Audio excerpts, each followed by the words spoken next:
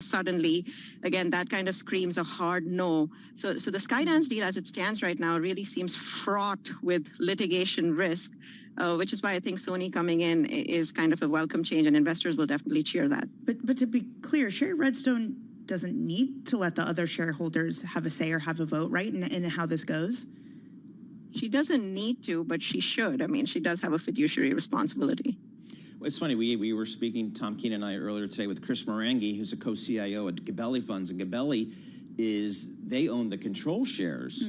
They don't own the non-voting. They own the voting shares. They're the second largest owner after the Redstone Trust here. And he seemed to imply that, he thinks the company should treat all shareholders, I guess, similarly. But again, as you mentioned, they don't have to, assuming they want to take some litigation risks. Is that kind of how you think about it, Geetha? Yeah, I think, that's what, they don't have to. You're absolutely right. I mean, Sherry Redstone can pretty much do whatever she wants. The problem is, the other shareholders are going to definitely revolt. There's already been so much of public protest and backlash. Not that has stopped her, but again, yep. We'll have to see. Yeah, it's amazing. And again, I just rewind my investment banking clock, 5 years, 10 years, and what you could have gotten, what this company could have been paid for a change of control would have just been multiples of where we are today.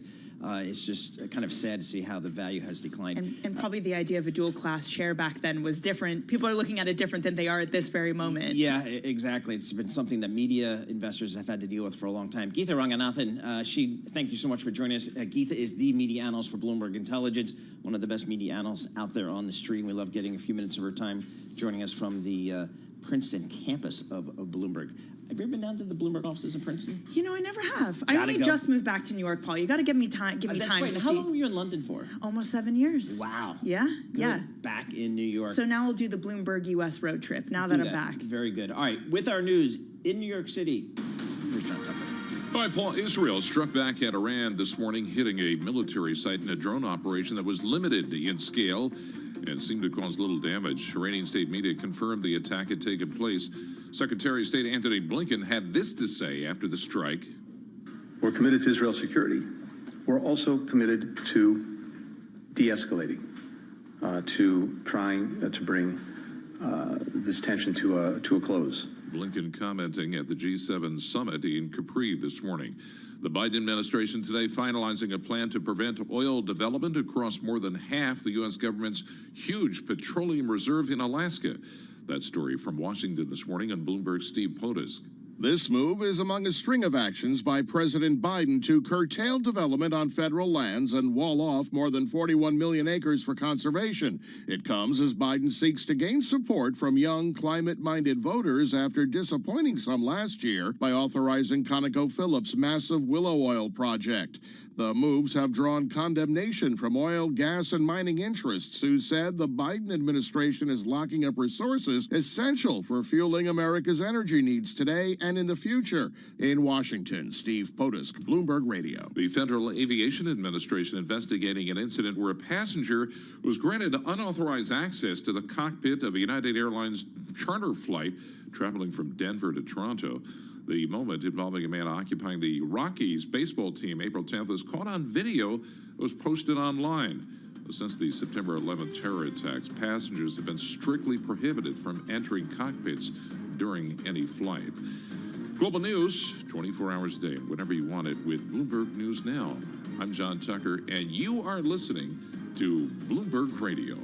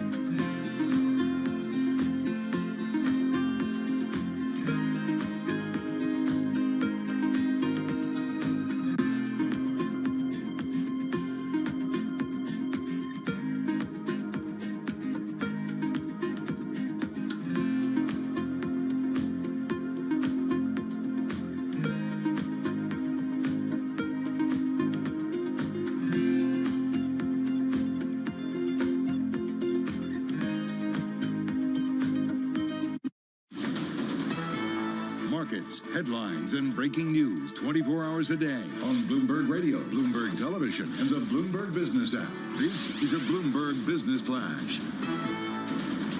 From the Bloomberg Interactive Broker Studio, I'm Lisa Mateo. The stock market coming under renewed pressure as the big tech sell-offs. Right now we have the NASDAQ down more than 1%. Traders are remain cautious about those geopolitical risks, and that's coming ahead of the weekend. Right now we have the Dow up 0.3%, but the S&P 500 down 0.3%. What I want to do is take a deeper dive, head over to the IMAP function in the terminal. You can follow along. The 11 major industry groups, the biggest drag coming from communication services. You go a little deeper, you see media, entertainment. Click again, movies and entertainment, and you see where this is going. Yes, Netflix at the top. Shares are down right now 7%. Subscriber growth was strong, but second quarter revenue forecast was a slight disappointment. Behind Netflix, you have Disney, Warner Brothers, and then Live Nation. We'll head over to the bond market right now. We have the 2-year yield at 4.98%, down a basis point. The 10-year yield at 4.62%, and that's down 1 basis point. Checking in with commodities, we have Brent crude, $87 a barrel, and over to gold, it's higher. Spot gold at $2,389 an ounce. That is your Bloomberg Business Flash. Paul and Danny. All right, Lisa Mateo, thank you so much. We appreciate it. Danny Berger sitting in for Alex Steele. I'm Paul Sweeney. We're live here in our Bloomberg Interactive Broker Studio, streaming live on that internet thing, youtube.com. Search Bloomberg Podcast, and that's where you'll find all the audio and the video and all the kind of cool stuff coming out of Bloomberg. Danny, we've been talking about this market. It's rallied hard off the October lows, at one point up about 25% off those October lows. And a lot of smart market people are saying, we do need to see some pullbacks, some drawdowns, maybe something more than 2% to kind of, it's okay for a healthy market. So here we are today. We're down about 4.5%, maybe 5% on the S&P 500. The question is that it? I mean, is that kind of the pullback? Nicole Webb joins us, Senior Vice President and Financial Advisor for Wealth Enhancement Group, joining us here in our Bloomberg Interactive Broker Studio. So, Nicole, what do you tell your clients these days about kind of the ups and downs of this market? Again, we've had a nice strong move off those October lows. What do you tell them about where you think this market's going to go? I mean, pauses and pullbacks are part of a healthy market. I mean, we can't run further from here. To think it would happen in a straight line is, that's what makes us uncomfortable. When we see things trajectory up and to the right for too long, that's when you start to get a little bit concerned about over-enthusiasm. And so this pause for us is well warranted. I think, does the pullback have room from here? I think there's a lot riding on big tech earnings, and I think we can't be overly dismissive of that. It has been the defensive play for many years in a row now, and there's a lot riding on that forward guidance, and we're a bit of the camp that there's probably a deceleration of earnings from those names and an acceleration of earnings in other sectors of the market in the back half of this year. And I think you saw a little bit of that play out with Netflix, and there's a big response. Yeah, again, the irony is this idea that on the way up, we're freaking out, or not we, I know. Perhaps me, it's freaking out that it can't go on, and then when it starts to fall, we freak out the other way. How much further will it have to fall? But it's interesting you say back half of the year, other companies pick up the mantle. So is this less of a sell-off and more of a beginning of a leadership change? Yeah, and I mean, there's a lot going on in markets today, and I think it's a truly incredible time to be an investor. Anytime you see the 10-year pushing 5%, you have to have a real conversation with your clients. And working on our side of the business, we're not beholden to only one mandate. We're cross-asset for families. And so to us, you have to have real conversations about excess return above expectations from equities and what you do with that. And when you have a 10-year that is pushing 5% on a net real return after tax basis, you start to go, okay, well, if I was expecting 7 or 8 from equities over that same 10-year period, is it prudent of me now to start to think about repositioning?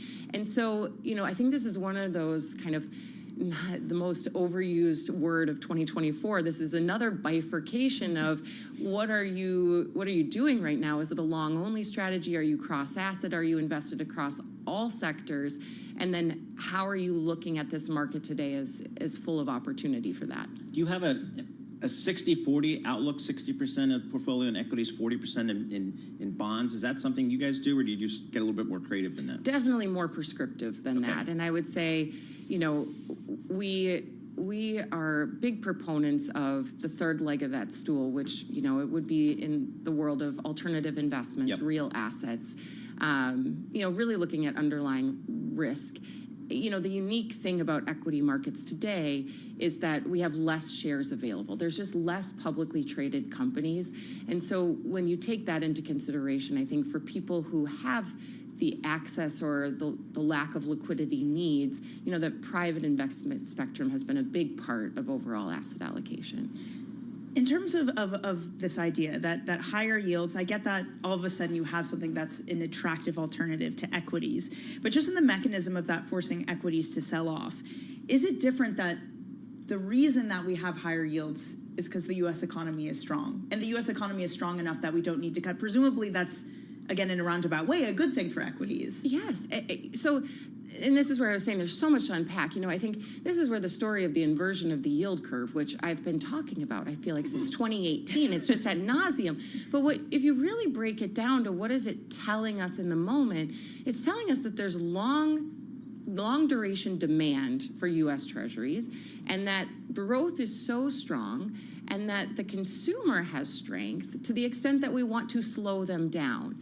So when we think about earnings and we think about earnings growth, which at the end of the day should be a big part of the representation of the valuation of the market, well, then when we look at not just U.S. GDP, but we start to focus further on the IMF global growth numbers, China GDP, China stimulus, this is where I think you start to really see, okay, yes, we're in a pullback, and there's still likely room for this market to grow from here, but there's going to be fits and stops to that growth trajectory. You mentioned on the fixed income side, you can get a nice return on a 2-year, on a 10-year Treasury. How about going out and taking some credit risk? Is that something you're advising your clients these days, whether it's investment grade or even high yield? Yeah, and I think you have to be both tactical and active with your fixed income portfolio. I think this is where you speak to anyone who works directly on the behalf of any families. You start to really look at that net after tax equivalent basis on your fixed income portfolio. And so, we have taken on credit risk across the spectrum, and we're just utilizing, again, going back to kind of that prescriptive mandate where we are a bit more creative because we work for families. Nicole, I love how you put gold right now, saying that gold as an expression of discomfort. I think that's perfect because so many of us have been scratching our heads saying, what's up with gold? Is this kind of the only asset class to express that discomfort at the moment? I mean, there's a lot. If you look across the commodity spectrum right now, there's a lot of reasons to feel uncomfortable. I mean, I was speaking to one of our analysts. I'm like, talk to me about commodities, and he's like, drought, geopolitical drought, this, and you're just like, okay, I just got uncomfortable. How do I express my discomfort? For us, gold doesn't really play a meaningful place in portfolio construction simply because, of the components of what gold is. And so when we see a response like this, it's funny because gold can go in a couple of different ways. It can be both exuberant and it can also be discomfort. And right now we think it's an expression of discomfort across the commodity spectrum. Dare I suggest, do you have a view on Bitcoin, crypto, that kind of stuff? What do your the big halving? When your clients call you up and say they want to get exposure to crypto, what do you say? I think crypto, and this goes back to something we were all saying before we came on air, cryptocurrency, and I'm going to focus specifically on Bitcoin, but it is a supply and demand mechanism. And so if the thing that hit me the hardest when I was learning about Bitcoin over the years was, if you believe that the demand for Bitcoin is going to increase by more than 2% per year because the supply is only going to increase by more than 2% per year, then you should probably be long Bitcoin. Yeah. I'm not saying that that's the advice I'm giving to individual clients or that's our firm's thesis on cryptocurrency, but I think what you always want to boil things down. Boil down what markets are, boil down what Bitcoin is, and at the end of the day, I think this conversation about halving has a lot to do with that supply and demand mechanism long term. Very good. Nicole, thank you so much for joining us. Nicole Webb, Senior Vice President, Financial Advisor at Wealth Enhancement Group, joining us live here in our Bloomberg Interactive Broker Studio. Coming up, we're going to talk luxury goods. I think L'Oreal was out with some numbers better than expected. Who do we talk luxury with? Deb Aitken, the expert from Bloomberg Intelligence. She covers all the luxury goods companies. That's coming up. This is Bloomberg.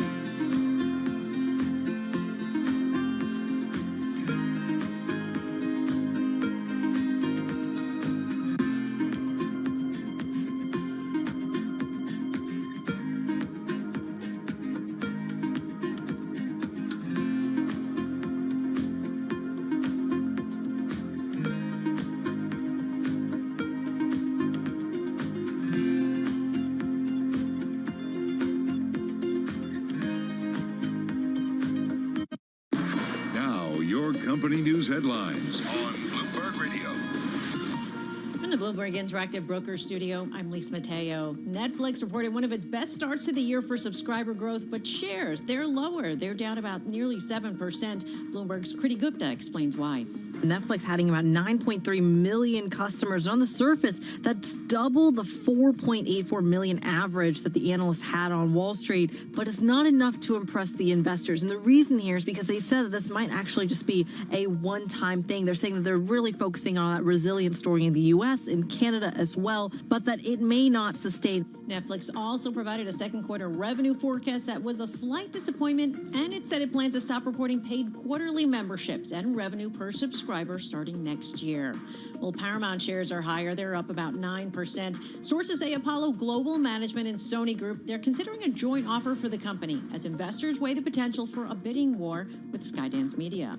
And Tesla recalling almost 4,000 Cybertruck pickups. It's to rework or replace accelerator pedals that can dislodge and cause the vehicle to unintentionally accelerate, increase the risk of a crash.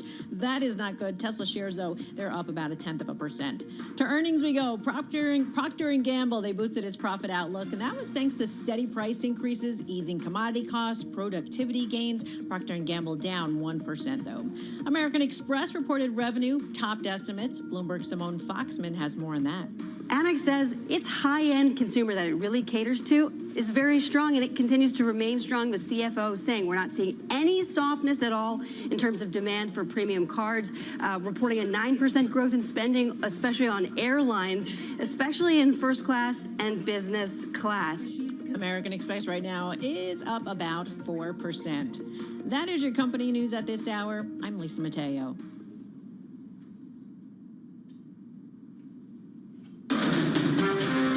This is Bloomberg Intelligence with Alex Steele and Paul Sweeney on Bloomberg Radio. All right, looking at these markets here, we've got red and green on the screen. The S&P 500 off about 0.1%. The Dow up 0.5%. NASDAQ is kind of where we're seeing the sell-off here, off about 0.7%. I'm going to call out gold. It's higher yet again, $23.90 an ounce, ever higher on gold. With our news in New York City, here's John Tucker. All right, Paul, jury selection resuming this morning in Donald Trump's hush money trial in Manhattan. Let's get the update in this report from Bloomberg's Amy Morris. It has been a painstaking process, but all 12 jurors and one alternate are seated. As court prepared to adjourn, Judge Juan Merchan worked out the schedule for Monday and Tuesday during the Jewish holiday of Passover, saying that they'll adjourn at 2 p.m. on those days so people can attend Seders. Now, as for today, they still have to seat 5 more alternates, so 100 jurors will return to be questioned to fill those slots. Judge Merchan says he's optimistic they can wrap up this phase by the end of today. Also, prosecutors asked for Trump to be held in contempt over a series of social media posts this week, something the judge says he'll take up in court on Tuesday. Amy Morris, Bloomberg Radio. And on a break from meeting with the G7 ministers in Capri, Secretary of State Anthony Blinken came out to address word of the overnight strikes in Iran by Israel. The secretary saying only the U.S. and allies are focused on peaceful solutions. I'm not going to speak to these reported events. All I can say is that for our part and for the entire G7, our focus has been on de-escalation, on avoiding a larger conflict. The strike hit a military site in a drone operation that was limited in scale and seemed to cause little damage. There is growing pressure on the House Speaker, Mike Johnson, as tensions escalate over foreign aid bills. GOP hardliners threatening the Speaker's job. In the House, a single lawmaker can force a vote to oust the Speaker. So Speaker Johnson will need Democratic support not only to get these bills across the finish line, but also potentially to save his job. Now, President Biden's saying there is no time to waste. He's ready to sign these bills as soon as they get to his desk. And the Biden administration this morning finalizing a plan to prevent oil development across more than half the U.S. government's mammoth petroleum reserve in Alaska. They also set the stage to block road construction essential to opening a copper mine in the state. It comes as Biden tries to gain support from young, climate-minded voters. And San Francisco, the latest U.S. city preparing to receive a pair of pandas from China, a continuation of Beijing's famed panda diplomacy. You can see like the cute little red pandas at the Bronx Zoo and even Central Park Zoo here. Okay. Not the black and the tiny. No, not the but right. not the big ones. Do they count as pandas, those red ones? I mean, I know they're called pandas, but I would dare you to say that to a little red panda. Global news, 24 hours a day, whenever you want it with Bloomberg News. I'm John Tucker. This is Bloomberg Radio. All right, John Tucker, thank you so much. We appreciate it. All right, Danny Berger, you got a couple minutes before we let you go here. Samantha from the Peanut Gallery asks, are you a Taylor Swift fan? I'm Taylor Swift apathetic. I know that's horrible to be, but I like her music. It's fine, but I'm not, paying up a couple thousand to go to a concert, listening at 2 a.m. to her new album. It's not Are you going to listen? See, now Tom Keane says he's going to listen to the album and this is weekend. he telling the truth? Right, but will you listen to it? Will you buy the album? Because it dropped, No. as the kids say. Would you, Paul? No, please. But no, I respect it. You're a phenomenal talent, phenomenal business person. That's what I really respect. My daughter, 28 years old daughter, did take the train down to Philadelphia, stayed at a hotel, went to the concert there, spent an ungodly amount because she couldn't get a ticket in New York. But so she was one of those people that are contributed to the more than $1 billion of ticket sales. Well, honestly, I'm impressed by her. Not because I don't like Taylor Swift enough to do that. I'm just too lazy to do that, Paul. I think that's my problem. Okay, all right. But the album dropped, I guess, today. I'm looking at John Tucker. I'm going to say a hard no on the No, Taylor but Swift. John Tucker does respect her business acumen. Yes. We'll say that. Okay. Abigail Doolittle, I'm kind of in the middle. Whether she's a Swiftie or not. We'll have to see. She's totally on She'll leave it board. mysterious. You I can like tell. Yes, that. we'll leave it mysterious with that. Danny Berger, thanks so much for sitting in for this hour. We appreciate it. We're going to have more coming up. We're going to check in with the luxury business. L'Oreal put up some pretty darn good numbers, and Deb Aiken from Bloomberg Intelligence will join us and break it down. This is Bloomberg.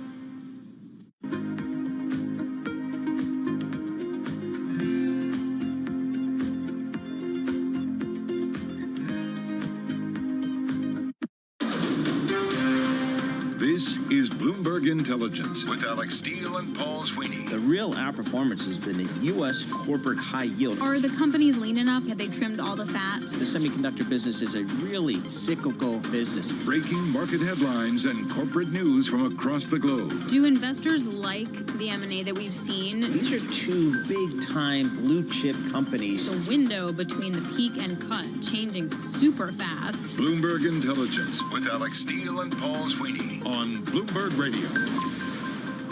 All right, coming up in this hour, we're going to check in with Deb Aiken. She is a Bloomberg Intelligence luxury good analyst. L'Oreal had some good numbers out there, so we'll break those down. Just get a sense of what's happening in the world of luxury as well. A big linchpin there is the Chinese consumer, so we'll see how that's playing out.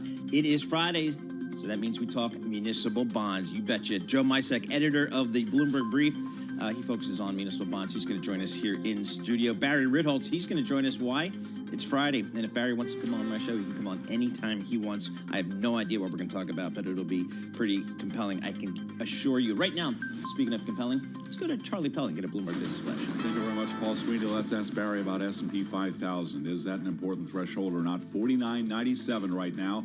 Better yet, we'll ask our Abigail Doolittle in just a moment. Where we stand right now, 13 points lower on the S&P 500 index. Again, worth repeating, below 5,000. 49.97, drop there of 0.3%. Dow Industrials up 145, higher by 0.4%. Very mixed markets today. We've got NASDAQ down 137, a decline there of 0.9%. 10-year right now at 4.61% with a 2-year yielding 4.97%. Spot gold up 0.5%. 23.92 an ounce on gold. West Texas Intermediate 83.39. WTI up today by about 0.8%. Wall Street continues to monitor the price of crude oil. Geeta Gopinath is first deputy managing director at the International Monetary Fund, and she spoke about oil this morning with Bloomberg Radio. This is a risk we worry about. If there is a serious escalation, which means a much more wider regional escalation than what we've seen so far, then yes, we could have a severe oil shock. But we're not there yet, and as you can see in terms of oil prices, it went up some, but it's come back down. And again, right now, WTI 83.38, up 0.8%. Brent, the global benchmark, 87.60 now, up by about 0.6%. Oil majors higher. Case in point, ExxonMobil up 1.5%. ADRs of BP up 1.3%. Chevron up 1.7%. Again, recapping, S&P 500 index below 5,000, 49.98. How important is that? A drop now of 0.3%. I'm Charlie Pelleton. That is a Bloomberg Business Flash. All right, Charlie Pelleton, thank you so much. We appreciate that. Paul Sweeney live here in our Bloomberg Interactive Broker Studio. We're streaming live on YouTube as well, so you can head over to youtube.com and search Bloomberg Podcast, Bloomberg Global Radio. Either way will get you where you need to go. All right, S&P 500. You type that in, you put RSI in there for Relative Strength Index. Boy, I'm sitting right down there at this buy signal down here at 33. Am I getting deked out here? Do I buy here before the weekend? What do I do? I'll check in with Abigail Doolittle. She joins us here because she does all this equity market stuff for Bloomberg Television. Abigail, what do you make of this RSI for the S&P 500? Does that get your attention at all? Not really. Right. It's at a 33. Below 30 would be officially oversold. Okay. But I would also say that when you combine in some of the other technicals, mainly the fact that you have the Russell 2000 close to its 200-day moving average and the S&P 500 still well above that level, and it's unlikely that the large cap index is going to do something so different than the small cap index, it seems likely that that RSI is going to go lower than it is now, maybe in a series of lower lows, or maybe just sort of hold low. That's a fancy way of saying that the 5% dip is I'm probably... looking at it over the past 12 months. It hits that green line and it bounces. But let's bring it back. The last 12 months have been pretty positive. Yeah, okay. pretty easygoing. Okay, I think that what we're looking at here is the possibility of something more serious. Even as I look at it, a lot of people coming into this year, Paul, were reminded of 2024, saying that it was very similar to 2022. Now, of course, it hasn't played out that way yet, because if you recall 2022, I think the first trading day or two were higher, and then it was that big correction and bear market, depending on the index. But that commentary is sticking out in my head right now. In fact, later today, we'll be speaking with Dennis Gartman, who told us something similar at the end of last year. Steve Sosnick at the end of last year saying it reminded him of last time. So maybe this is going to be more significant bearish action. Although it's interesting, to your point on the RSI in 2022, it never went so far below 30, but the S&P 500 kept sliding. Yep, absolutely. Earnings, I guess we're kind of got to focus on earnings. It seems like we've been just really focused on the Fed over the last couple of weeks, couple of months, but earnings are back in play here. Anything jumping out at you so far? Well, you know, Netflix, it's interesting just to see the reaction that investors are having to a quarter that was literally a blowout quarter. They, of course, in the stock right now heading to its worst day since July of 2023. At the lows, it was the worst day since April of 2022. Investors not liking the guidance, the revenue guidance for this current quarter. Also the fact that they're taking away subscriber numbers in 2025, taking away some of the transparency. To the upside, though, Paul, you know, something that really stands out to me is American Express. The stock is up 4.2%. They put up, you know, a very good quarter, topping estimates. But it also, if you dig down deep, it seems like all the different metrics, they're saying that, I guess, millennials and Gen Z are key to growth. The younger cardholders are spending more. Restaurants, they're seeing young people spending more. Travel, so I guess young people, which I'm not sure if you and I necessarily fall in that category. I don't know how much you have your American Express card out. I actually have it out too much, but... yeah, I don't use Amex that much. I usually just do where my Visa card, where I get my miles from my airlines. But my kids, you know, in their mid to late 20s, they definitely use credit cards more frequently than I ever did. Now, they definitely, and we've, you know, beat this into them at an early age, don't run any balance, you know, pay it all off that month. So they do that, but they use it for just stuff that I wouldn't even consider. Like, I grew up, you would use your credit card for a big purchase. Correct. You know, I mean, north of $50. Like, you wouldn't go in and buy, you know, a McDonald's Happy Meal and pay with a credit card. Now they do. They do. I actually bought a slice of pizza not so long ago with a credit card, but it was only because I didn't have cash, and I do typically carry cash. It's funny, I grew up the same way, that everything basically cash and credit was for something big and you paid it off immediately. I now do use them, though, for the same reason, just to get, I use the TJ Maxx card, so I get a lot of rewards. I've been meaning to get a mileage card for that standpoint, but yeah, the key is not letting that balance get my daughter in particular is really good with the points. I mean, she'll end up going to like Europe for a week or 10 days and, you know, end up spending like $7. She's not quite as good as Charlie Pellet. Right, who gets go paid for like to travel, basically. So, all right, we'll keep an eye on this market. Again, a 4 or 5% pullback in the S&P. I guess that's we're seeing right on 5,000 for the S&P. It feels like there could be more to go, I guess. It does feel like there could be more to go. Just some momentum there. You know, these things, you've seen it so many times too, Paul, that sometimes these things go further and farther than what you would expect. I think that something that stands out to me right now is not only is the S&P 500 flirting with that 5,000, the lowest level since February 21st, we're also looking at the potential of a 6th down day for the S&P 500. If that happens, that's the first time since October of 2022 when the selling, that was actually when things started to turn, but that was probably the last spate of selling for the S&P 500. And that's what we're seeing here. I think investors just nervous too far, too fast, all of it being on NVIDIA, AI, and just a little bit of a rethinking about it. It was easy to think about AI and NVIDIA and all these tech stocks when the Fed was potentially going to be cutting 6 times, but now that the Fed may only be cutting 2 times, that's a significant liquidity difference. Yep. And especially if there's still real inflation in the world, that could potentially, you know, it's interesting because the other day there was, what company was it? I'm trying to remember. In any case, but the idea was that price costs are inflationary, whereas it was one of the Knight Swift, the trucking company, basically, and JB Hunt, basically saying costs are inflationary, but prices that they're getting are deflationary. It's just not a good combination. Yep. Tough on the margins there. Very good. All right, Abigail Doolittle, thank you very much for that. Abigail Doolittle, she follows all of the stocks for Bloomberg Television. We appreciate getting some of her time here today. One of the stocks in the news is L'Oreal, the cosmetics company, put out some good numbers here. Let's break it down with Deb Aiken. She is a luxury goods analyst for Bloomberg Intelligence. She joins us from London via Zoom. So, Deb, L'Oreal Cosmetics, I've come to understand, just really through the pandemic, from my observation of the Sephora store across the street from Bloomberg headquarters, people buy cosmetics like no matter what is going on in the world. What did you learn from L'Oreal's numbers? Feel good factor, right, Paul? Actually the numbers came in above 9%. So there was a big pickup from 4Q where we had a solid first half and a shorter second half, a slower second half in 2023 across the whole of the beauty industry. And so we had a big beat on the Q1, just a sales number, but it was really about double-digit growth in Europe. We then saw high single-digit growth when we pull away anomalies in the US. And then definitely emerging markets like 15, 16% growth there. And the other side of it was that mass market is also holding up because luxury right now in beauty is difficult if you're a company like L'Oreal or Estée Lauder or Beiersdorf's La Prairie with exposure in skincare in China, where in trade, travel retail is still stuffed with skincare.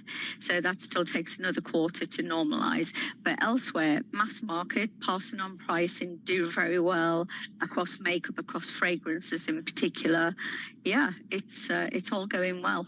Yeah, it's interesting. And just talk to us about the cosmetics business in general. Again, I just was, while everything was shutting down in New York City during the pandemic, the Sephora store across the street stayed open, number one. And number two, there were people in there every day. I don't care what was going on in the world. They were there every day. Talk to us about just the overall cosmetics market, the growth characteristics of that market. So typically we look at a market. I'm, as you know, I cover the luxury market too. And in this year, we're looking at a normalized growth rate in luxury goods of 5 to 6%. And you could say that we're looking at that rate too. And I'm finding over the last several years that the beauty industry is growing in line with the luxury industry, and that's because there's more and more premiumization and ultra high end, and that is finding the same growth rate and profitability in some cases as the luxury industry. So you typically get a 3 to 5% growth rate from mass market and 5% upwards on premium and then super premium and luxury type products. It's a feel good factor. It's for everyone. Over the last few years, Sephora stores, for example, are within a selective retailing division, which sits in LVMH, the owner of Louis Vuitton, Moet Hennessy. And then, it's about making sure that the product in there is innovative. There's a lot of new product coming out. L'Oreal talked about AI. using it to look at the scalp, look at skincare. Their professional hair care division was really high, looking at the hair care and the scalp and what's going on there. So it's been used in so many ways, and also because of social media and the way that you can really get to understand how the cosmetics product and dermatology, for example, has grown. When I look at the L'Oreal numbers, 20 to 30% plus every quarter since 2020. So it's now become 20% of their business very quickly, when a couple of years ago we were talking about it being 10%. Well, yeah. So it's it's having belief. It's feel good, but it's also got like a healthy side to it as well. Well, that's what my co-host Alex Steele, that's what she always says. She invests in her face. Now, guys like John Tucker and Joe Mysak and I, we obviously missed that train, so that's too late. But yeah, I think that seems to be a thing. All right, Deb, let's step back a little bit and just talk about what you're seeing in luxury overall. If I go to the high streets in London and Paris, how's traffic out there? How's business? I think what we've seen overall, was certainly Europe is really been the surprise now for the third quarter.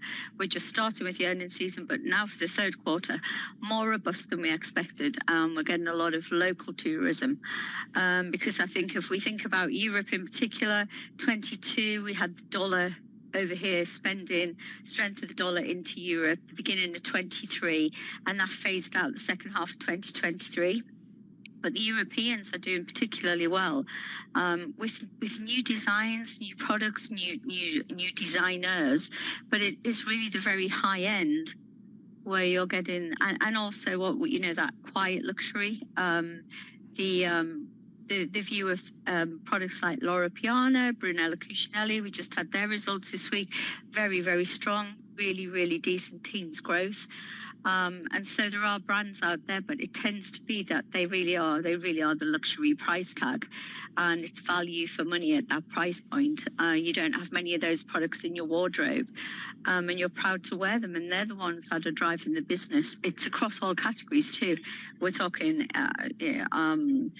from cashmere to very high-end leather goods, to high-end fragrances. We're seeing more and more, I suppose we're seeing more and more momentum in very high-end fragrances as well, with acquisitions coming through and IPOs as well. Hey, Deb, when we talk about, I know just reading your research, talking to you in the past, the Chinese consumer is really a big, important player in the world of luxury spending, both home in China, but also abroad as the Chinese consumer travels to New York, to London, to Paris, and Italy, for example.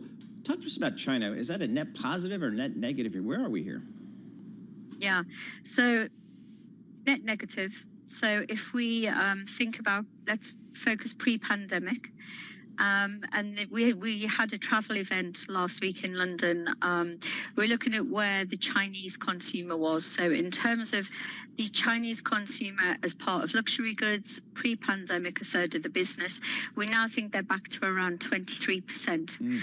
But how that's changed in terms of geography, it used to be that they scored less than, so if we think about the luxury industry, around 10% was Chinese spending at home. Now it's 16% Chinese spending at home. So we have these conflicting numbers. China's up double digit, but China's still below where it was, and that is true. But it's the US consumer and the European consumer who've taken a lot of the slack, and that's why the industry versus 2019 overall for luxury goods is around 35 to 40% bigger than it was. Really? Yeah. Wow. That's how you've got double digit, high single digit growth growing annually. All right. I mean, I'll walk down to Penn Station today, down Fifth Avenue or Madison Avenue, and I'll see a lot of people in those stores here. All right, Deb, thanks so much for joining us there. Deb Aiken, luxury goods analyst for Bloomberg Intelligence. She's based in London, and she's really one of the best analysts out there, covering a lot of retail, but really focusing on the luxury space. And as Deb says, has been telling us, that's a good solid mid to mid-high single-digit growth business, well above GDP. And that kind of goes to some of the wealth creation out there and widening gaps there in wealth inequality. It's not just in the U.S. or in the Western markets. It's also in Asia as well. So Debs gives us some of the best research out there. L'Oreal, again, the cosmetics company, reported some better than expected numbers. And the stock is up 5% today. It's about flat for the year. It's a big company, 240 billion euros in market cap, so just a huge company there. Looking at these markets here, kind of a mixed day on the screen, some red, some green. The S&P is off about 0.3%. The Dow up about 0.4%. And NASDAQ with the big Netflix component off about 1% here today. Yields in just slightly. 10-year Treasury 4.61%, not too much moving there. WTI crude oil, it's now up a little bit, up about 0.5%, $83.15 a barrel. Gold higher yet again, $23.95 per ounce. And Bitcoin is finding a bid out there, 1.7% higher at 64,500. This is Bloomberg.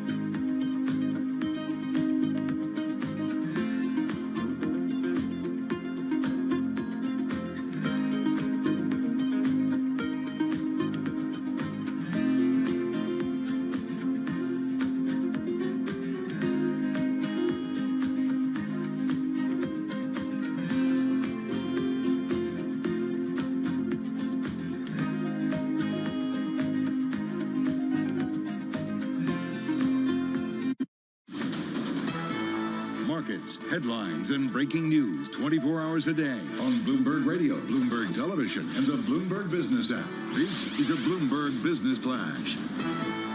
It's 11:21 on Wall Street. We do check markets all day long here here at Bloomberg. We got the S&P below 5,000, 49.93 right now.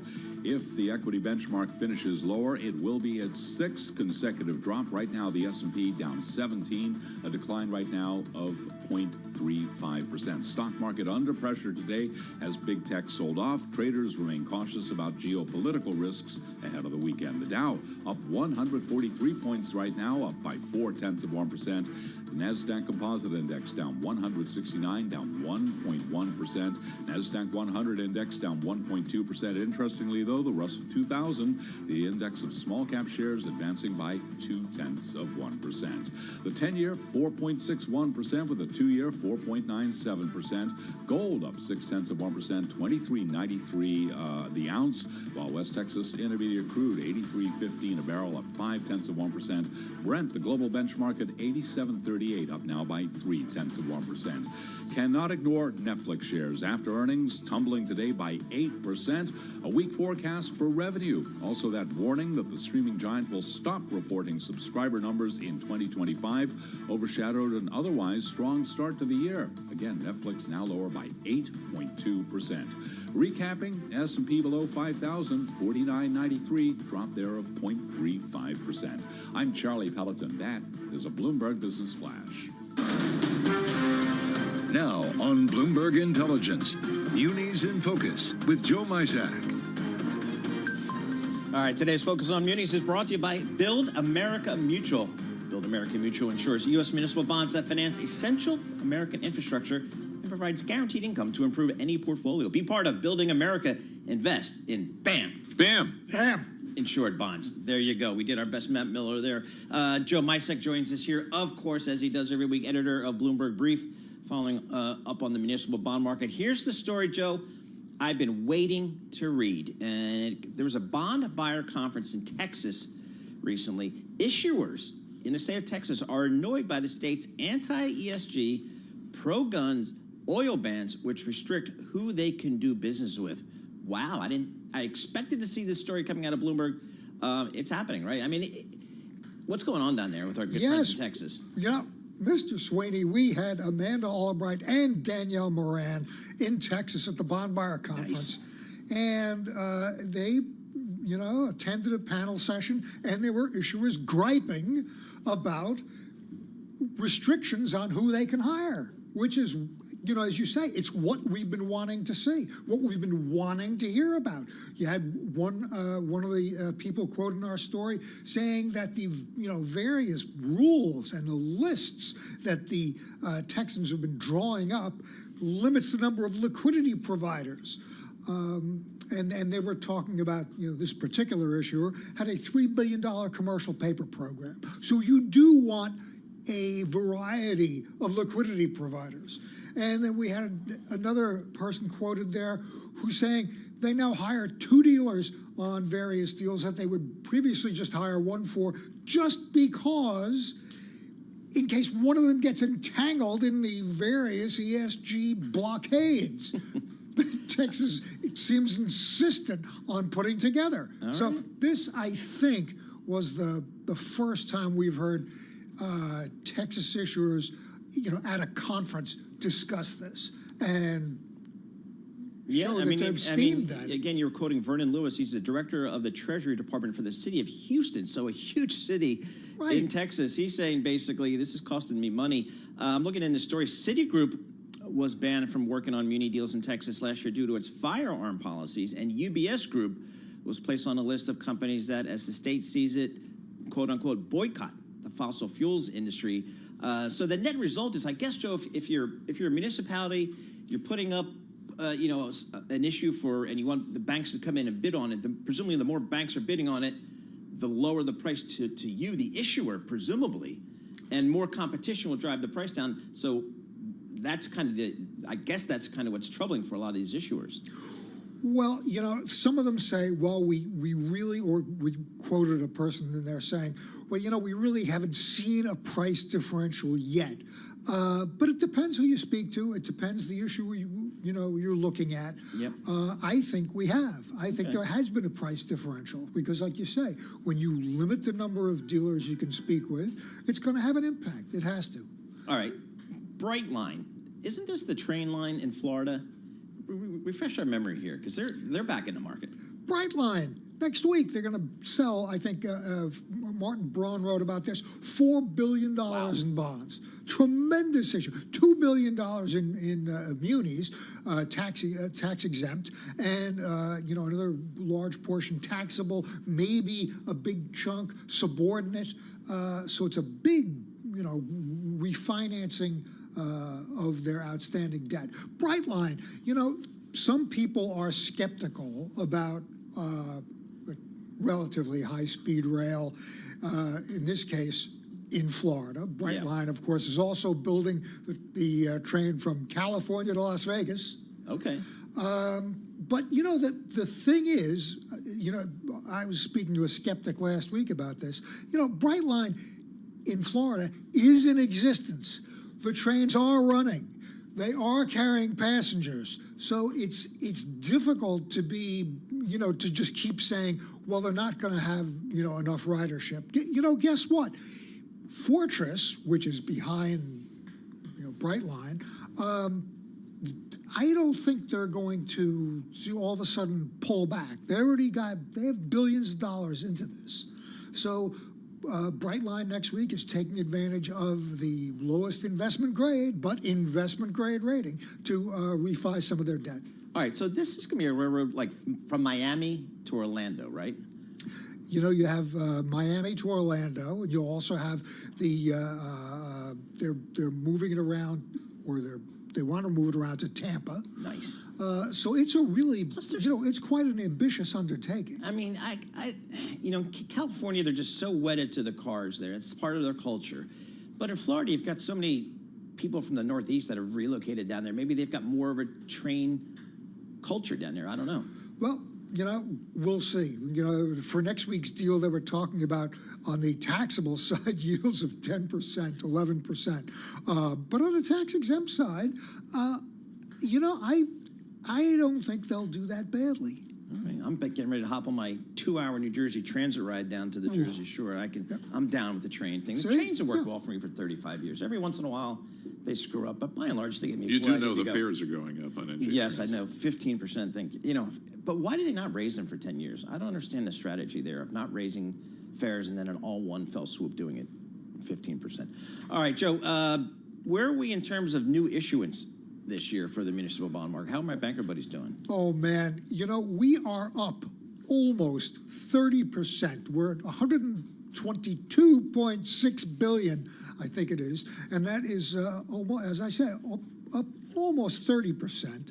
And it slowed down a little bit after the first quarter. The first quarter was up more than 30%, but in April, we're only up around 14%. So, issuance is still very robust this year because municipalities are running out of the federal aid cash, and a lot of them are out there raising money for new stuff. But they could have raised it 2 years ago at much lower costs. But here they are. So it goes back to what you always told me. They raise it when they need it, not when they maybe should. Right. They don't, you can't, in the municipal market, in the tax-exempt municipal market, you can't, sort of take preemptive strikes. You have to say, here's what we're using the money for. And so that's why municipalities, when they need it, that's when they borrow it. And they're almost, I don't want to say indifferent to price, but almost indifferent to price. Here, we need the money now, let's go. And that's what they're doing. All right, I'm looking at the municipal bond index down 1.4% year to date, although the muni high yield is up about 0.7%. So the municipal bond market's kind of like the rest of the fixed income market, Exactly. We haven't been, returns are flagging. And we finished out the year so well, too. Right, so we had, if you think back to 2023, in that last quarter of the year, that's where the fixed income market pretty much got all of their performance. They went from being in the red to posting some modest increases. So maybe at the end of the year we'll see that again. But right now it is, we're seeing a lot of red. Is there any big issuance you're going to be paying attention to in the next week or so? Well, certainly that Brightline. Want to see how much they sell and what yields they're going to sell at. So that's, kind of the big issue next week. Okay. Guess what, Joe? No, that's it. That's it. But appreciate you coming in as always. Joe Misek, editor of the Bloomberg Brief, focusing on the municipal bond market. He does all that stuff for Bloomberg News. He's been doing it for decades. He is our go-to voice on the municipal bond market. I am your go-to voice on the New Jersey municipal bond market. I am a big creditor to the state of New Jersey. The governor picks up my phone call on the first ring. I mean, that's how it works, John. I'm sure you do. I want to know next time, your assignment is to figure out the financing for the MTA, you know, when they start making revenue from, God help us, congestion pricing, Exactly. when they start issuing paper on that. So almost immediately. Almost immediately. See, they're going to be out there in the marketplace. They'll be out there in the marketplace. All right, Joe, thanks so much. S&P 500 off 0.4%. The Dow's up about 0.4%. And the NASDAQ taking it on the chin. We're off a little bit more than 1% on the NASDAQ. 10-year Treasury, 4.60%. That's off a couple of basis points. WTI crude oil, pretty steady here, just under $83 a barrel. With our news in New York City, here's Mr. John Tucker. All right, thanks a lot, Paul. The House has just advanced a long-stalled $95 billion aid package for Ukraine, Israel, and Taiwan. This is a breakthrough, signaling an end to an increasingly agonizing wait for Ukraine and U.S. allies in Europe. So this pivotal procedure vote today signals the funding is going to prevail tomorrow. That's when the House is scheduled to vote on the bill. House Speaker Mike Johnson relied heavily on Democrats. This was a 316-94 vote to overcome a blockade from conservatives within his own party. Now, because he relied on Democrats, Johnson could now be something of a marked man in his position as the House Speaker. Israel striking back at Iran this morning, hitting a military site in a drone operation that was limited in scale. Iranian state media confirmed the attack. Secretary of State Blinken had this to say after the strike. We're committed to Israel's security. We're also committed to de-escalating, to trying to bring this tension to a close. Well, Blinken commenting at the G7 summit in Capri this morning. The Federal Aviation Administration investigating an incident where a passenger was granted unauthorized access to the cockpit of a United Airlines charter flight traveling from Denver to Toronto. Since the September 11th terror attacks, passengers have been strictly prohibited from entering cockpits during flights. And millions of Indians began voting this morning in a 6-week election. It's a referendum on Narendra Modi, the populist prime minister. He's championed an assertive brand of Hindu nationalist politics and is seeking a rare third term as that country's leader. The voters, they began lining up at polling stations hours before they were allowed in this morning. Global news, 24 hours a day and whenever you want it with Bloomberg News Now. I'm John Tucker, and this is Bloomberg Radio.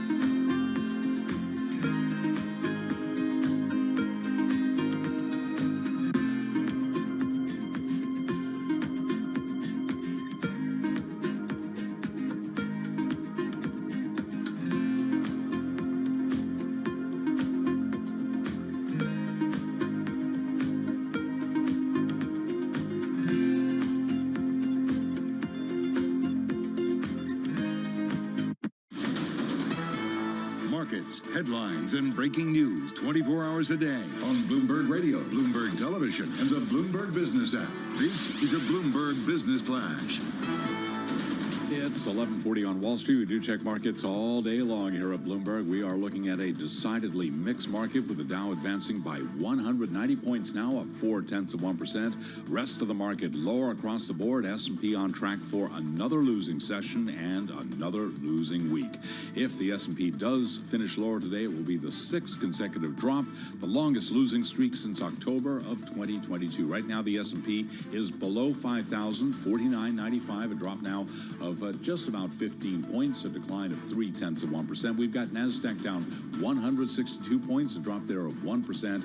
Again, the Dow higher by 0.5%.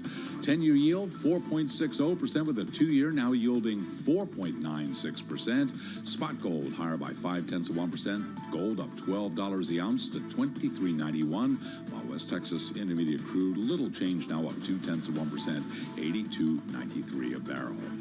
Bloomberg is out with its monthly U.S. economic survey, and it is upbeat as we hear from Bloomberg's Vinny Del Giudice.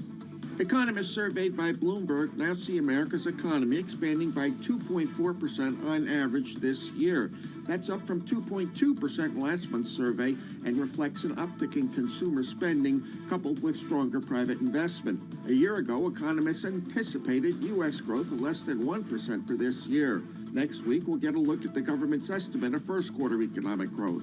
Vinny Del Giudice, Bloomberg Radio. Among the names reporting earnings this morning, Procter & Gamble shares down 0.9%. It did boost its profit outlook as the maker of Pampers diapers and Dawn dish soap couples steady price increases with easing commodity costs and productivity gains. Cannot ignore Netflix, down now by 8.3%.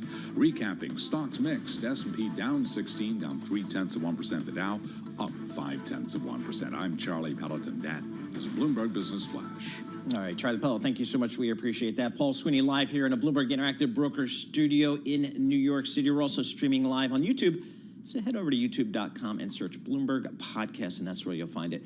All right, a lot of market participants, a lot of market observers are saying, you know what, part of a strong, healthy market is an occasional pullback, a drawdown, as the kids call it. I'm not sure. We're off about 5% here on the S&P 500 from our recent highs. Does that qualify?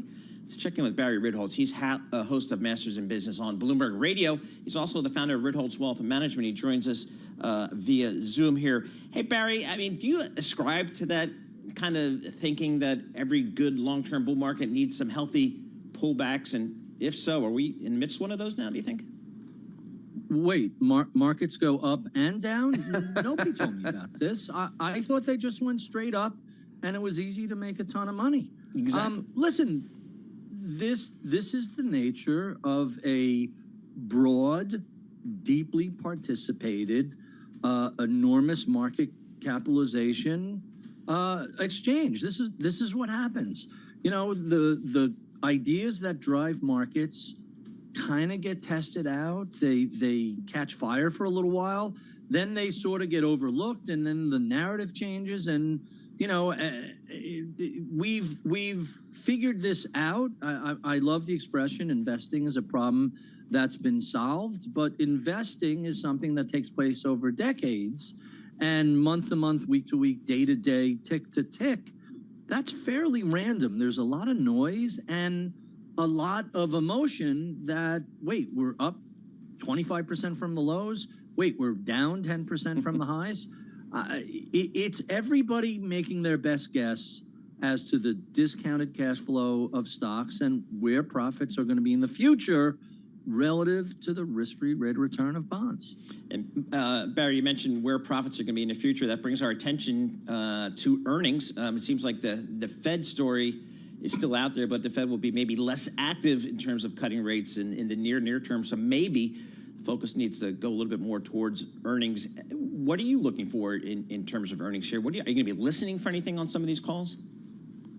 So I like to look at two things. I want to look at what is the overall beat rate, right? Most 2/3 of the companies will beat earnings expectations. We always laugh at when an earnings report misses the expectations, I think everybody gets it backwards. The earnings report is the earnings report. Your forecasts were wrong. They are what it was. You got it wrong. So I want to see how many companies are beating versus missing. I like to look at the overall level. Hey, what are we growing? Are we really adding 3, 4, 5% to profits? We're pretty close to all-time highs for profits for the S&P 500. But the thing that so many people find so challenging is it's not the number, it's not the data, it's what are the earnings relative to expectations. Netflix is a great example. I mean, that is a spectacular earnings report, the most new subscribers in a long time, revenue, profits, everything moving in the right direction, but apparently not as much as expected. And so despite, the really solid report, the initial response was, oh, this is disappointing, which it's always about not the news, but how much of the news is already priced in. And to that end, Barry, what do you think of companies providing kind of point guidance, whether it's a quarter out or a year out? I mean, is that something they should be doing to kind of manage the whole process, or should they just run their business and let the street take care of it? I am not a big fan of, back in the old days when you and I were first getting started, they used to be called whisper numbers. Before Reg FD, a handful of favored analysts or axes on the stock would get a very quiet conversation with the CFO or the CEO. Hey, you have us at 7 cents a share. You should really be closer to 9 cents a share. And, so everybody would be low, and the one guy the day before would change his estimate, and lo and behold, everybody rushes to raise, and the stock takes off.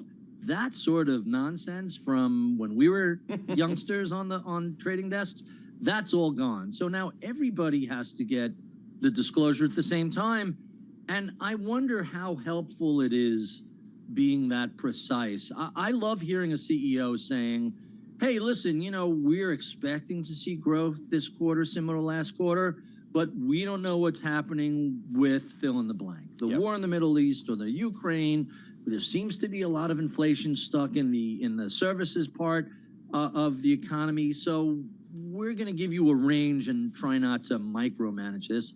And I think that's just honest, because we really don't know what the future holds. When someone pretends, they're setting themselves up for failure. All right, Barry, I'm looking at some social media from our good friend Matt Miller, and he's now showing, it looks like he's test driving the Lamborghini Huracan Sterrato, and he notes that it's among the last of the naturally aspirated V10s in production, whatever that is. Does that kind of car get your attention? So I'm not a big Lambo fan. That's not it's a little too flashy for me. Paul, you know what a low-key, quiet guy I am. And the Lambo in that like lime green is a little too much for me.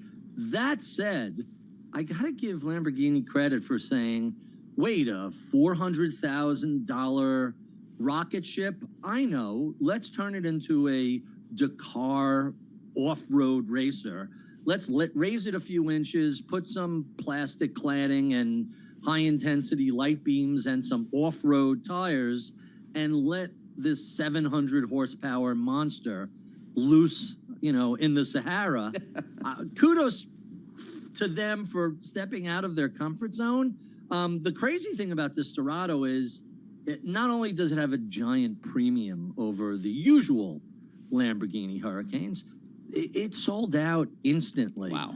And every time people tell me, and admittedly, this is not exactly a middle-class purchase, but wherever I look, cars, watches, restaurant reservations, every time someone tells me how bad the economy is, where do you live? And I'm not just in New York. I'm around the country pretty regularly. I was just in Salt Lake City. I was in Vegas. I was in California.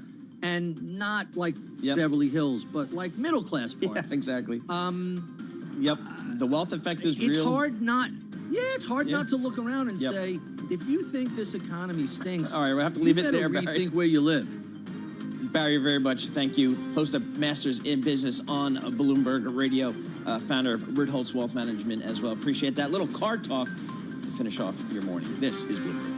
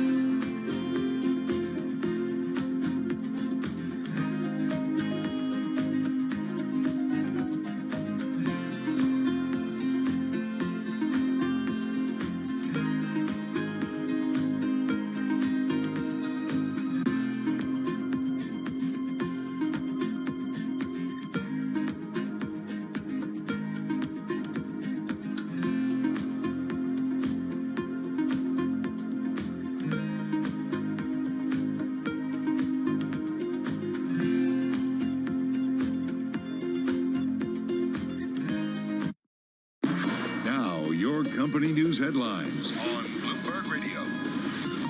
From Bloomberg World Headquarters, I'm Charlie Pellet. Tesla's recalling almost 3,900 Cybertruck pickups to rework or replace accelerator pedals that can dislodge and cause the vehicle to unintentionally accelerate, increasing the risk of a crash, according to a recall report submitted to the National Highway Traffic Safety Administration. The car maker received notice of 2 customer claims relating to the issue. The company said that when high force is applied to the Cybertruck's accelerator, the pedal may dislodge and become trapped by the interior trim. Today, Tesla shares little change, down less than 0.1%. American Express is out with revenue that topped estimates in the first 3 months of the year. And with that story, here's Bloomberg's Dan Schwartzman.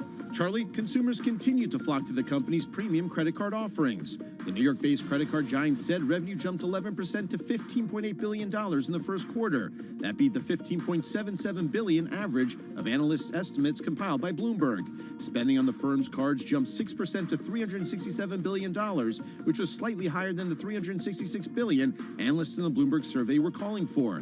That led to profits of $2.44 billion in the quarter, which also topped estimates. Amex, known for products like its $695 a year Platinum card, announced during the quarter that it would revamp its credit cards with Delta Airlines, the firm's largest co-brand partner.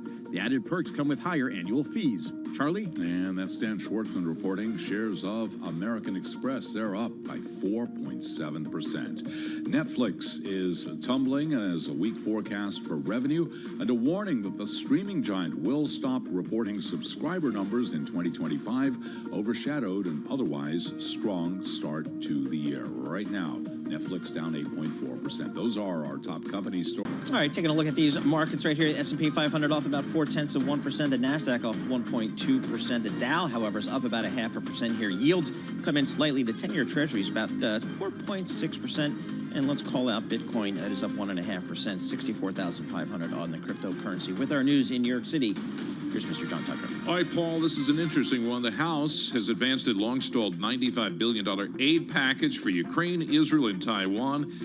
The pivotal procedural vote today signaling the funding will prevail tomorrow when the House is scheduled to vote on the bill. House Speaker Mike Johnson spoke to reporters after this procedural vote.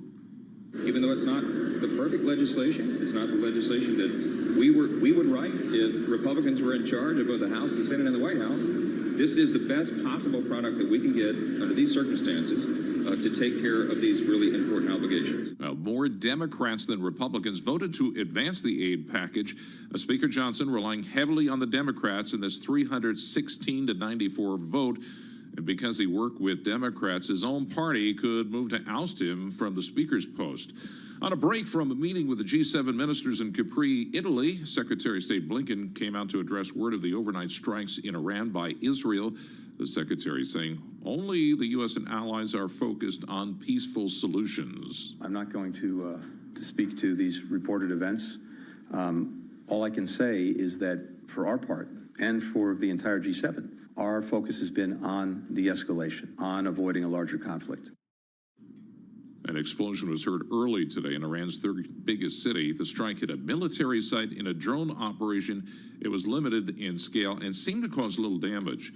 A jury has been seated in the criminal trial of former President Donald Trump. Opening arguments could start Monday. The lawyers this morning trying to seat alternate jurors. The lawyers and the judge of the case have been working through a pool of prospective alternates. And the small world of New York, the theme continued today. One of the women on the panel described she had connections to the family of Michael Cohen, the prosecution's star witness. And San Francisco, latest U.S. city preparing to receive a pair of pandas from China. In a continuation of Beijing's famed panda diplomacy, San Francisco's Mayor London Breed announcing the panda loan in Beijing today. Global news, 24 hours a day, whenever you want it with Bloomberg News Now. I'm John Tucker, and this is Bloomberg.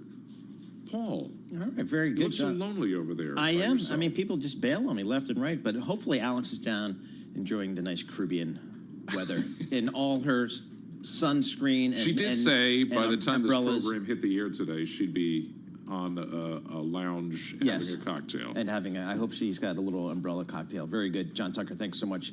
In the world of media, Paramount Global's controlling shareholder, Sherry Redstone, has a tough decision looming, whether to let other shareholders have a say if she agrees to sell her company's holdings to producer David Ellison and merge the film and TV giant with his Skydance Media. The Redstones own less than 10% of Paramount, but controls 77% of the voting stock in the company.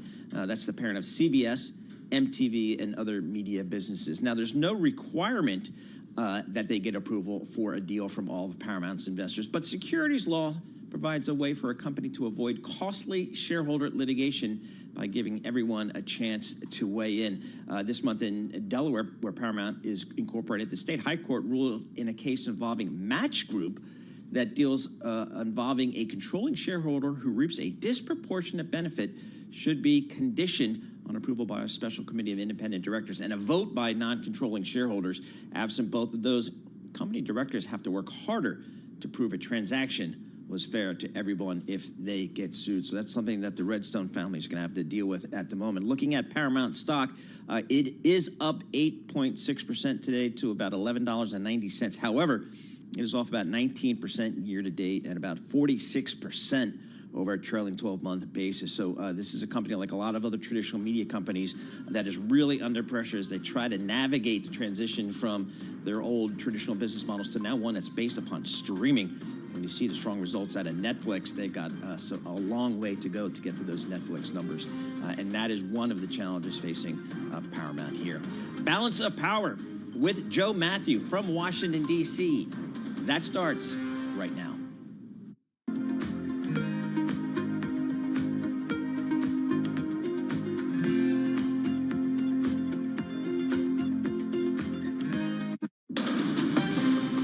From the world of politics to the world of business, this is Balance of Power.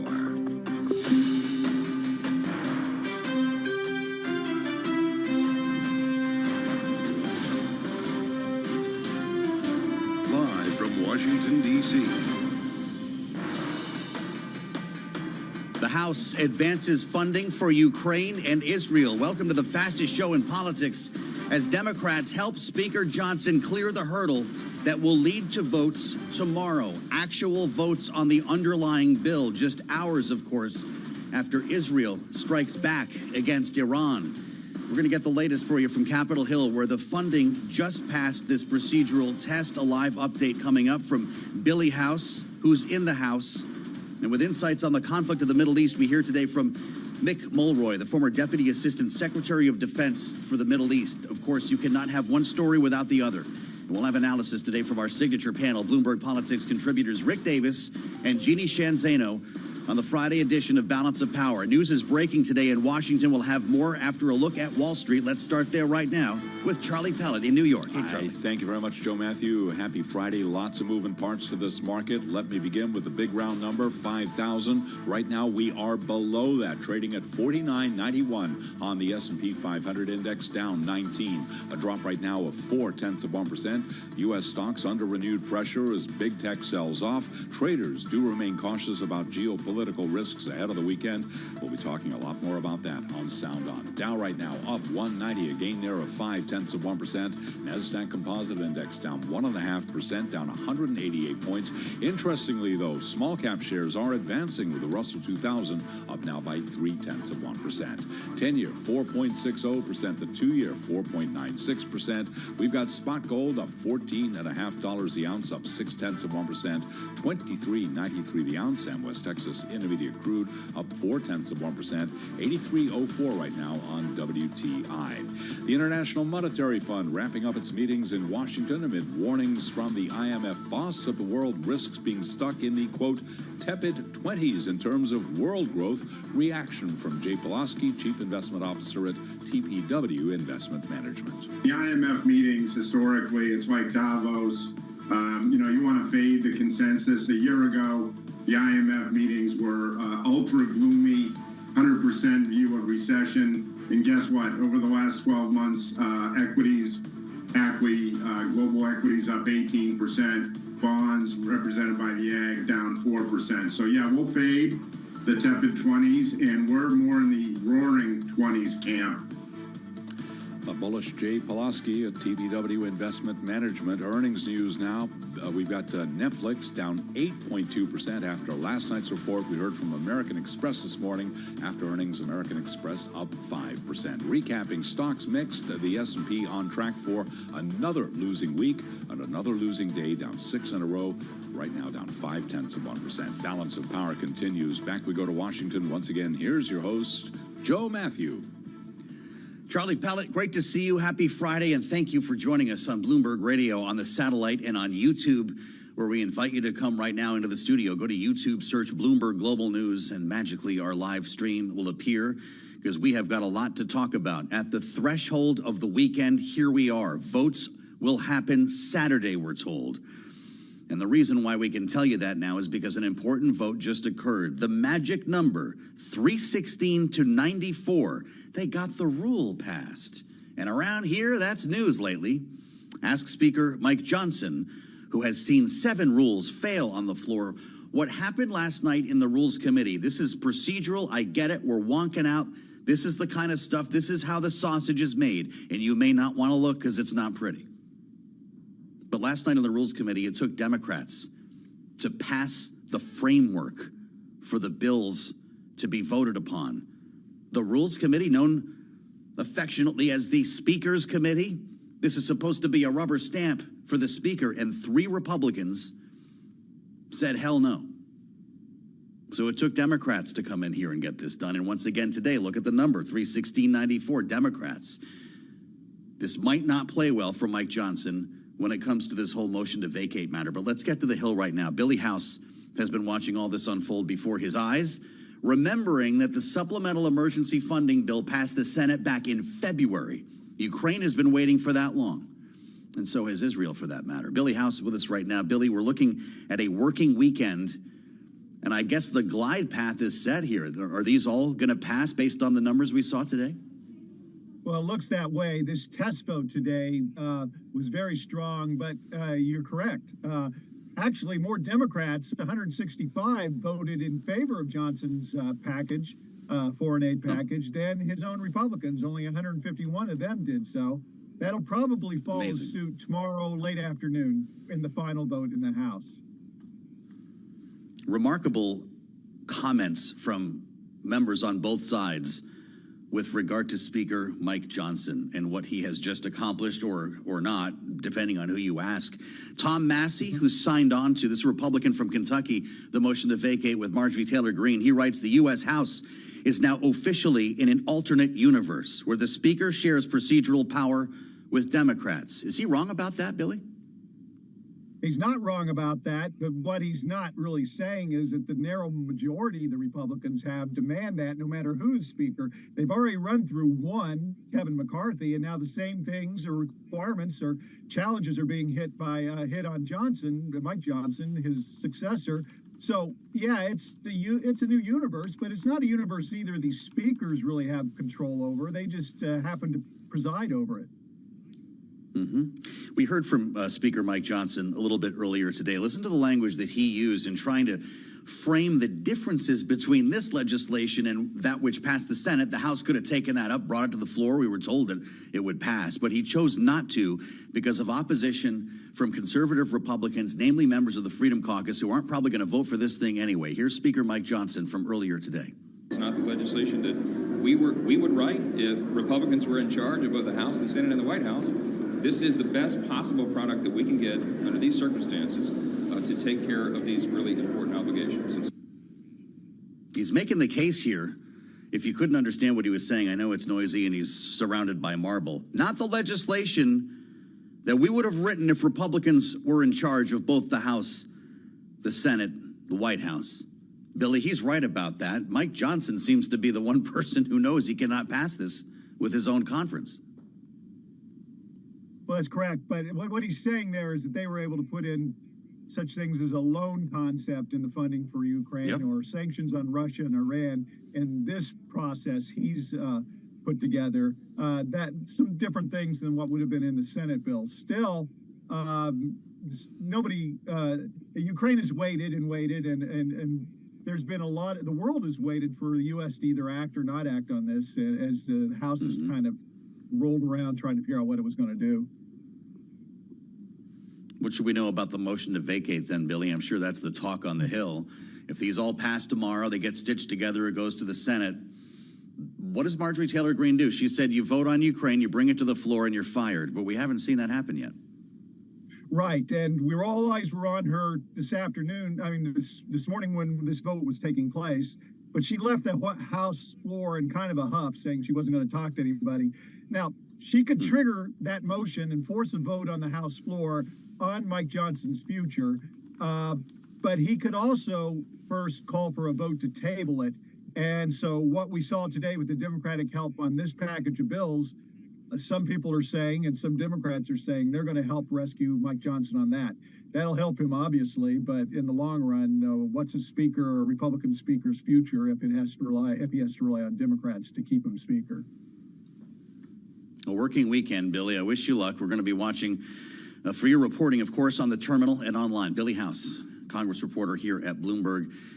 He is part of the woodwork up there, and he knows what he's talking about. We'll stick with Billy and the rest of our congressional team as we advance to these votes tomorrow. The Senate would then, of course, take that House bill. The president's already said he'll sign it if he gets it. We could be in a different world come Monday. And after what happened last night, you do have this urgency. A lot of people pointed to the attack from Iran against Israel for relighting the fires on Capitol Hill to get this thing moving a lot more quickly.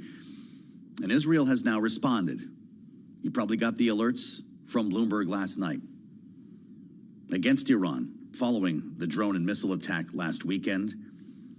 State TV in Iran says military and nuclear facilities safe. They're showing pictures of the city. People are driving through intersections like it's any old day. But that might have been the point here. There was a lot of worry, of course, about Israel overreaching, and we had a lot of questions as we asked General McKenzie here yesterday about what would be a proportionate response. That's where Mick Mulroy comes in. He's co-founder of the Lobo Institute, former U.S. Deputy Assistant Secretary of Defense for the Middle East, with us now live on Bloomberg. Mick, it's great to have you. Thank you. Israel had a couple of different audiences with this response. What did it accomplish last night? So, Joe, I think they wanted to accomplish a couple different things. So the first was they couldn't let this unprecedented attack on them by Iran just go unanswered, or they would have set a different paradigm in the Middle East and one that they didn't find acceptable. The second, I think they really wanted to show that if they wanted to, they could strike deep into the heart of Iran in the location where they both have an air base and one part of their nuclear facilities complexes, if you will, that they use to develop the uranium necessary to eventually make a bomb, if that was where they're going, and that's where many people think they are. So, but they did so in such a limited manner that it was more symbolic but important symbol rather than really made to cause destruction, it appears. Interesting. Ian Bremmer tweeted earlier that this was, in fact, a de-escalatory move. And I wonder if you agree with that, having been so precise and so careful not to overreach. Did Israel just end this for now?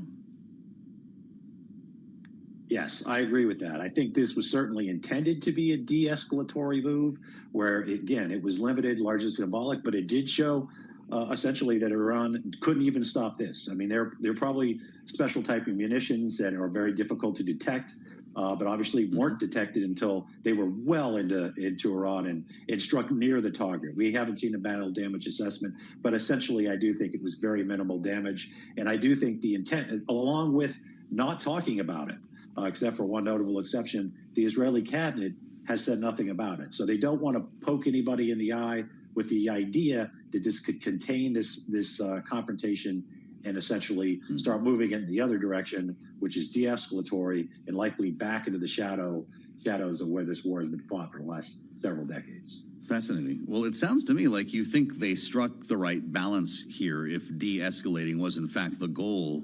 Reports, Mick, say that the U.S. did get a heads up here on this move, but did not green light it. It's an important distinction. What do you make of that? So, Gerald, that's just something that the U.S. was concerned about because of the strike in Damascus. They didn't believe they got a heads up, which is unusual, I have to say, having been in roles and been involved in notifications when it comes to this. Usually, Israel does give us a heads up. This time, they obviously did too, probably because they had issues because they did not in the strike in Damascus. It killed those senior IRGC Quds Force generals. But this time they did. I don't think they were asking for permission, but I do think there was an ongoing discussion with Israel starting higher up the escalation ladder, if you will, when it came to their original course of action, and then progressively going down in the last week, and to the point where they got to this. The United States isn't going to greenlight it, but I do think they felt that this was something that the United States would accept more, and more importantly, would accept it because it looks like, de-escalate the situation where Iran doesn't look like they're going to retaliate. We're spending time with Mick Mulroy of the Lobo Institute. The area that was targeted here, Mick, Isfahan, was significant. In what you said is important here.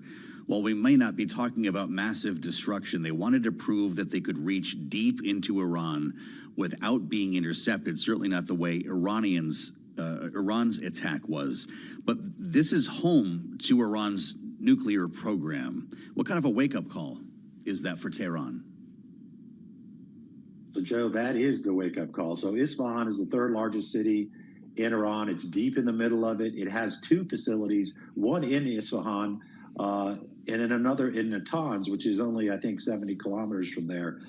That's a very difficult target. But it does show that they could get these munitions into this location without being intercepted either in the air near it or actually striking the ground. And we don't know and might not find out. But it does certainly show that Israel has the capacity to strike in Iran when it needs to, even when it's expected.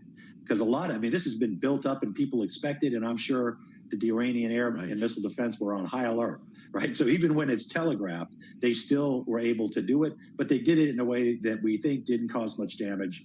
And so I think they did strike the right balance here. And I think the U.S., if they would comment, would agree that this is about the best scenario to de-escalate the situation. Mick, what did you make of the attack by Iran a week ago? A lot of people said this thing was made to be intercepted, that they telegraphed for a week they were coming. They gave Israel hours notice. And of course, we know that 99% of the drones and missiles were in fact knocked down. Was that the aim by Iran? Are both of these countries tiptoeing around each other?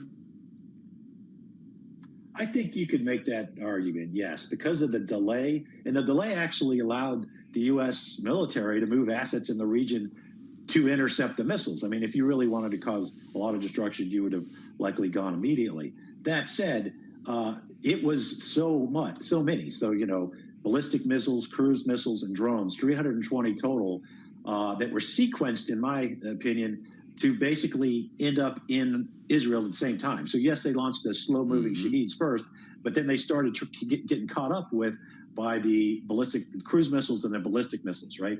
So they really had to rely on the capability of Israel to intercept that many, along with the United States and UK and our Arab partners. That was a big risk. I mean, there could have been things that gone wrong and it could have caused catastrophic damage. But I do think it's fair to say that Iran wanted time for this to happen, but they did send a pretty big risk, or put out a pretty big risk, that all these would be intercepted. But it's also important to know they launched a lot and they were not successful. So I know they tried to couch it as some kind of victory, but from the military perspective, it looks like even with all their capabilities they launched, they had zero effect on target, essentially. Zero effect. Gosh, that's for sure. That's also important. I just wonder, it's super important, Mick. I just wonder how much we learn about our own capability. Even if Iran slowed this down so we could knock some of these down, surely they didn't bet we could get 99% of them. And while we've had a lot of war games to show our abilities, to actually do this in the field, in the wild, and pull it off in reality is a different matter. Mick Mulroy, great to see you. Thank you for coming to talk to us again on Bloomberg. He's co-founder of the Lobo Institute, and he knows what he's talking about, having served as Deputy Assistant Secretary of Defense for the Middle East. Great insights today as well from Billy House. The bills are moving on Capitol Hill, and it sounds like things might be calming down, at least for a moment, in Israel and in Iran as they try to map out their next moves. We have much more ahead on Balance of Power. Stay with us on Bloomberg.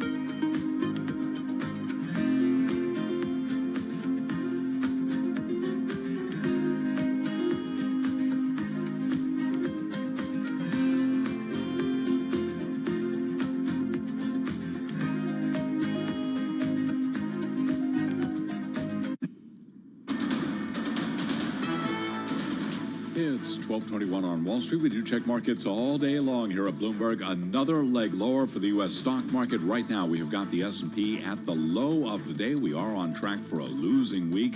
S&P heading for a sixth straight day of losses. Right now, the S&P down 38 at 49.72. So we are below 5,000 on the S&P. A drop right now of 0.8%. Dow Industrials up 85. That is a gain of 0.2%, while the Nasdaq Composite Index lower now by 263 points. For Nasdaq, a drop right now of just about 1.7%. U.S. stocks under renewed pressure as big technology sold off. Traders also refraining from making riskier bets ahead of the weekend amid geopolitical uncertainties. The 10-year, 10.61%, with a 2-year right now, 4.97%. We've got spot gold up $11 the ounce to $23.90, up 0.5%. Crude oil is advancing 0.3%. West Texas Intermediate crude right now, 82.96 a barrel. Brent, the global benchmark, up at 0.1%, 87.21 a barrel. Super microcomputer shares are having their biggest drop in about 2 months after the maker of servers announced the date of its third quarter results, but did not pre-announce results. Super microcomputer shares, they're down now, plunging 18%. Again, recapping a mixed market on this Friday with the S&P down 38 now, a drop of 0.8%. The Dow does remain higher by 0.2%. Balance of power continues. Back we go to Washington once again. Here he is, your host, Joe Matthew. Charlie Pellet, thank you. Welcome to the Friday edition of Balance of Power. You made it to the end of the week. Unless, of course, you're a member of Congress or you cover Congress, you're working the weekend. That's the way it's come to be, and we'll be talking about this over the course of the hour. If you're just joining us, just waking up, just getting together on a Friday, they cleared the hurdle in the House, that is. Procedural vote today. This is the rule, not the underlying bill.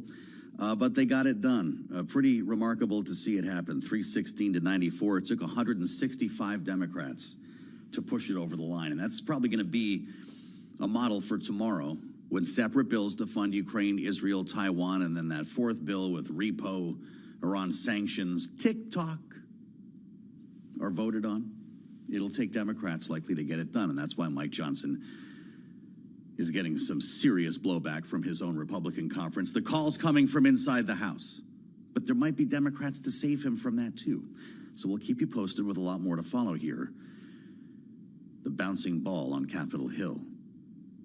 Meantime, in New York, we have a jury. A group of 12 here. They actually got this done yesterday. A 12-member jury in Donald Trump's criminal trial. 7 men, 5 women chosen, along with the first of what should be a group of 6 alternates. Jury selection back underway today. We've even had some emotional moments here as they try to pick through another couple of prospective jurors. Opening statements are expected Monday. This is going a lot faster than we thought. And of course, Donald Trump is trying to campaign around all of this, which is why we wanted to spend some time with Laura Davison, of course, covering the campaign trail for us, editing our coverage here at Bloomberg. Laura, it's great to see you. I want to ask you a couple of things about Donald Trump here, but I have to admit, we've been hearing a pretty disciplined message from him, if I dare use that word, when he's walking in and out of court. We hear about all the states that he could be in otherwise, and of course that this is, a sham trial and so forth, as opposed to disparaging witnesses and some of the other things that have led to a gag order. How's the campaign managing this new schedule? This has been a little bit of a roadblock because he is in court 4 days a week, Monday, Tuesday, Thursday, Friday. But it doesn't mean he has cameras on him all day, multiple times a day. There's no cameras in the courtroom, but when he's going in and out, there's a lunch break in the middle of the day. Yeah. Plus, he's in Manhattan. So, there's every major news organization is within a couple of miles wherever he is. So on, earlier this week, we saw him call this campaign stop at a bodega in West Harlem. And suddenly hundreds of press and supporters were there on the street covering this. So while it's a disadvantage, of course, to be stuck in a courtroom for a better part of the week, he also has all of this attention and this message of saying, look, this is Joe Biden. I will add that there is no evidence for that, but that he is pinning all of this on Joe Biden and the Democrats going after him in a witch hunt. Is he just kind of winging this when he goes in there? Do they have a plan when it comes to messaging, communications? Because this could start feeling different next week with opening statements. Laura, we're going to be hearing testimony from the likes of Stormy Daniels, Michael Cohen. They're going to be saying a lot of bad stuff about Donald Trump. Does the campaign essentially leave it up to him to respond?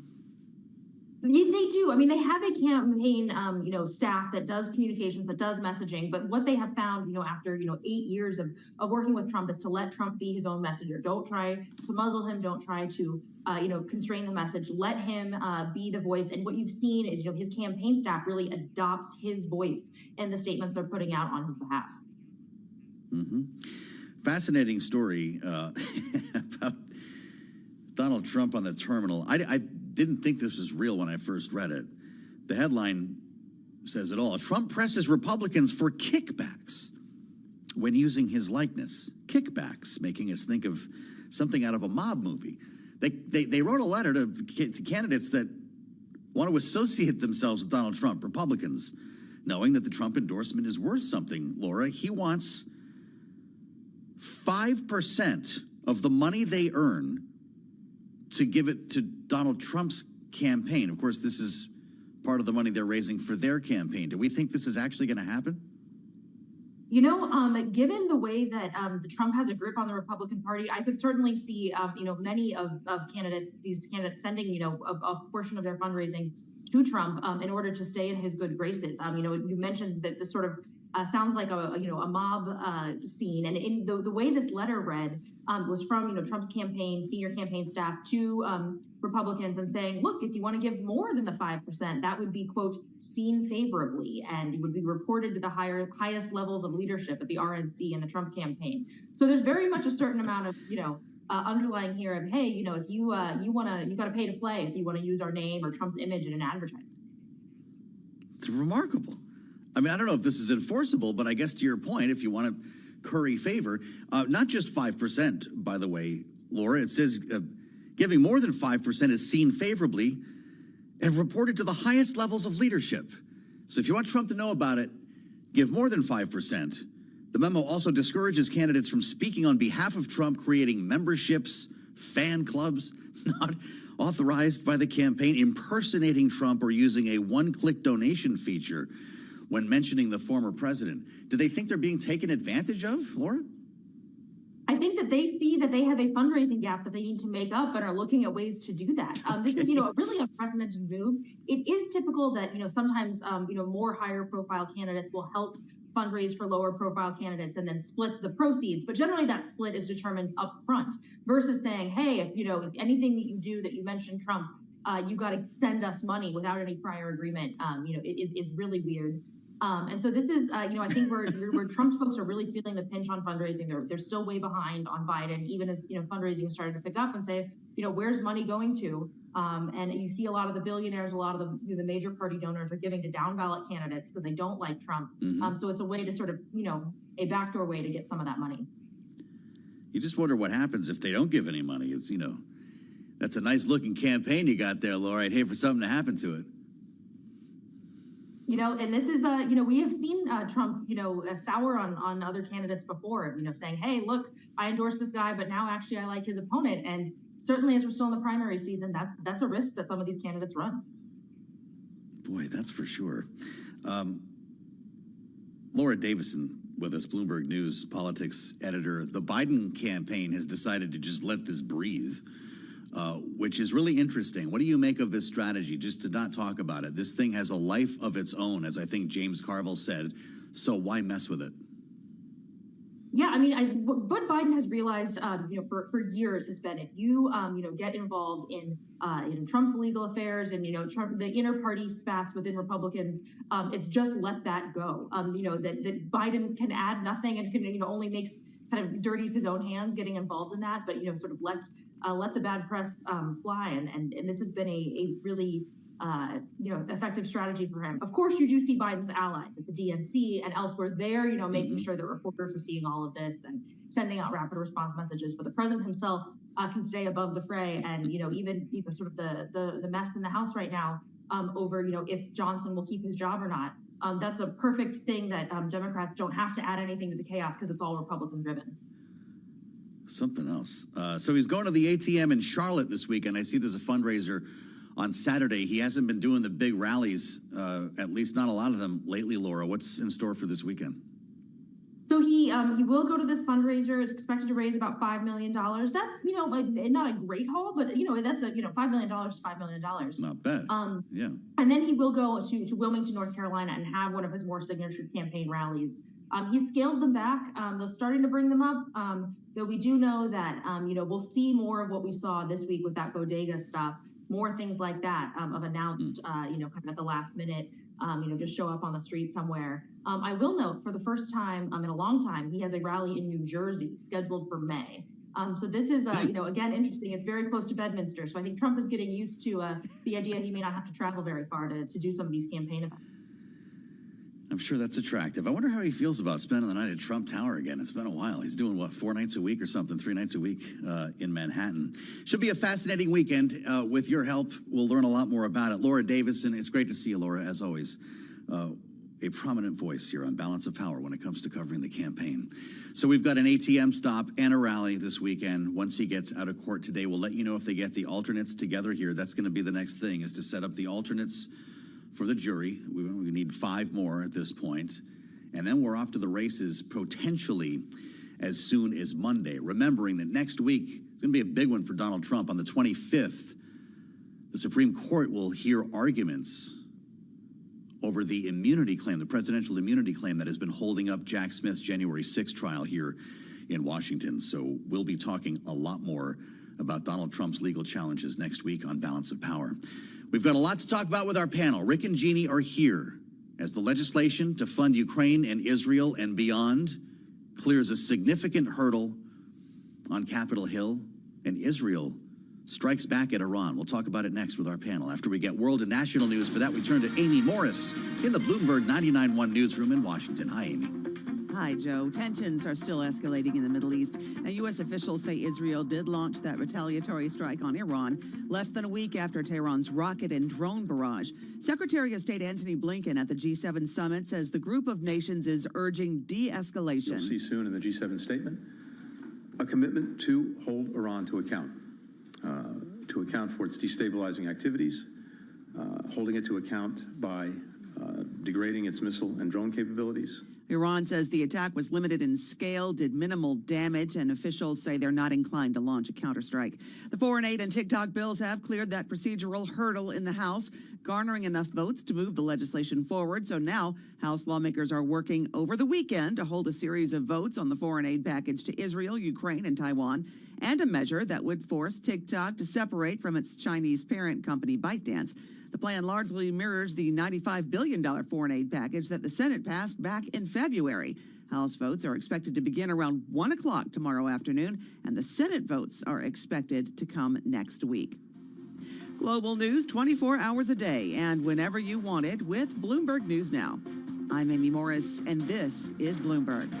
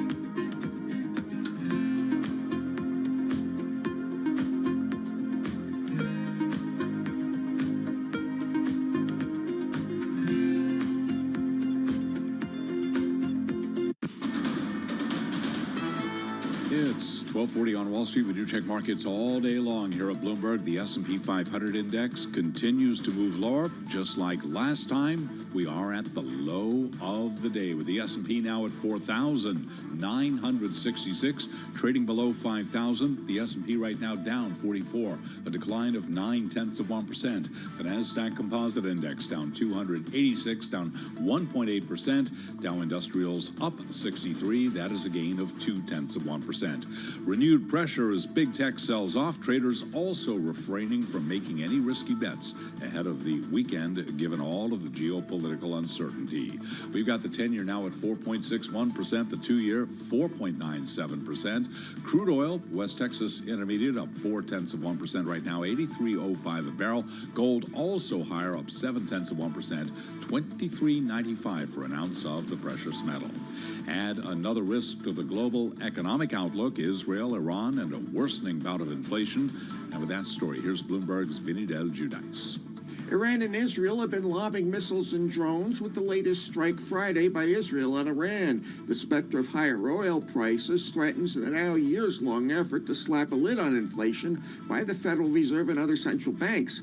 A top IMF official, Gita Gobinath, tells Bloomberg further escalation could cause a spike in oil, though we're not there yet. All along this week, Federal Reserve officials have expressed unease about inflation in general. Vinny Del Giudice, Bloomberg Radio. After earnings, American Express up 4.8%. After earnings, Netflix down 9.2%. Recapping stocks mixed. The Dow higher by 0.2%. S&P lower now by 0.9%. Balance of power continues. Once again, your host, here he is, Joe Matthew. Charlie Pellet, thank you. Welcome to the Friday edition of Balance of Power.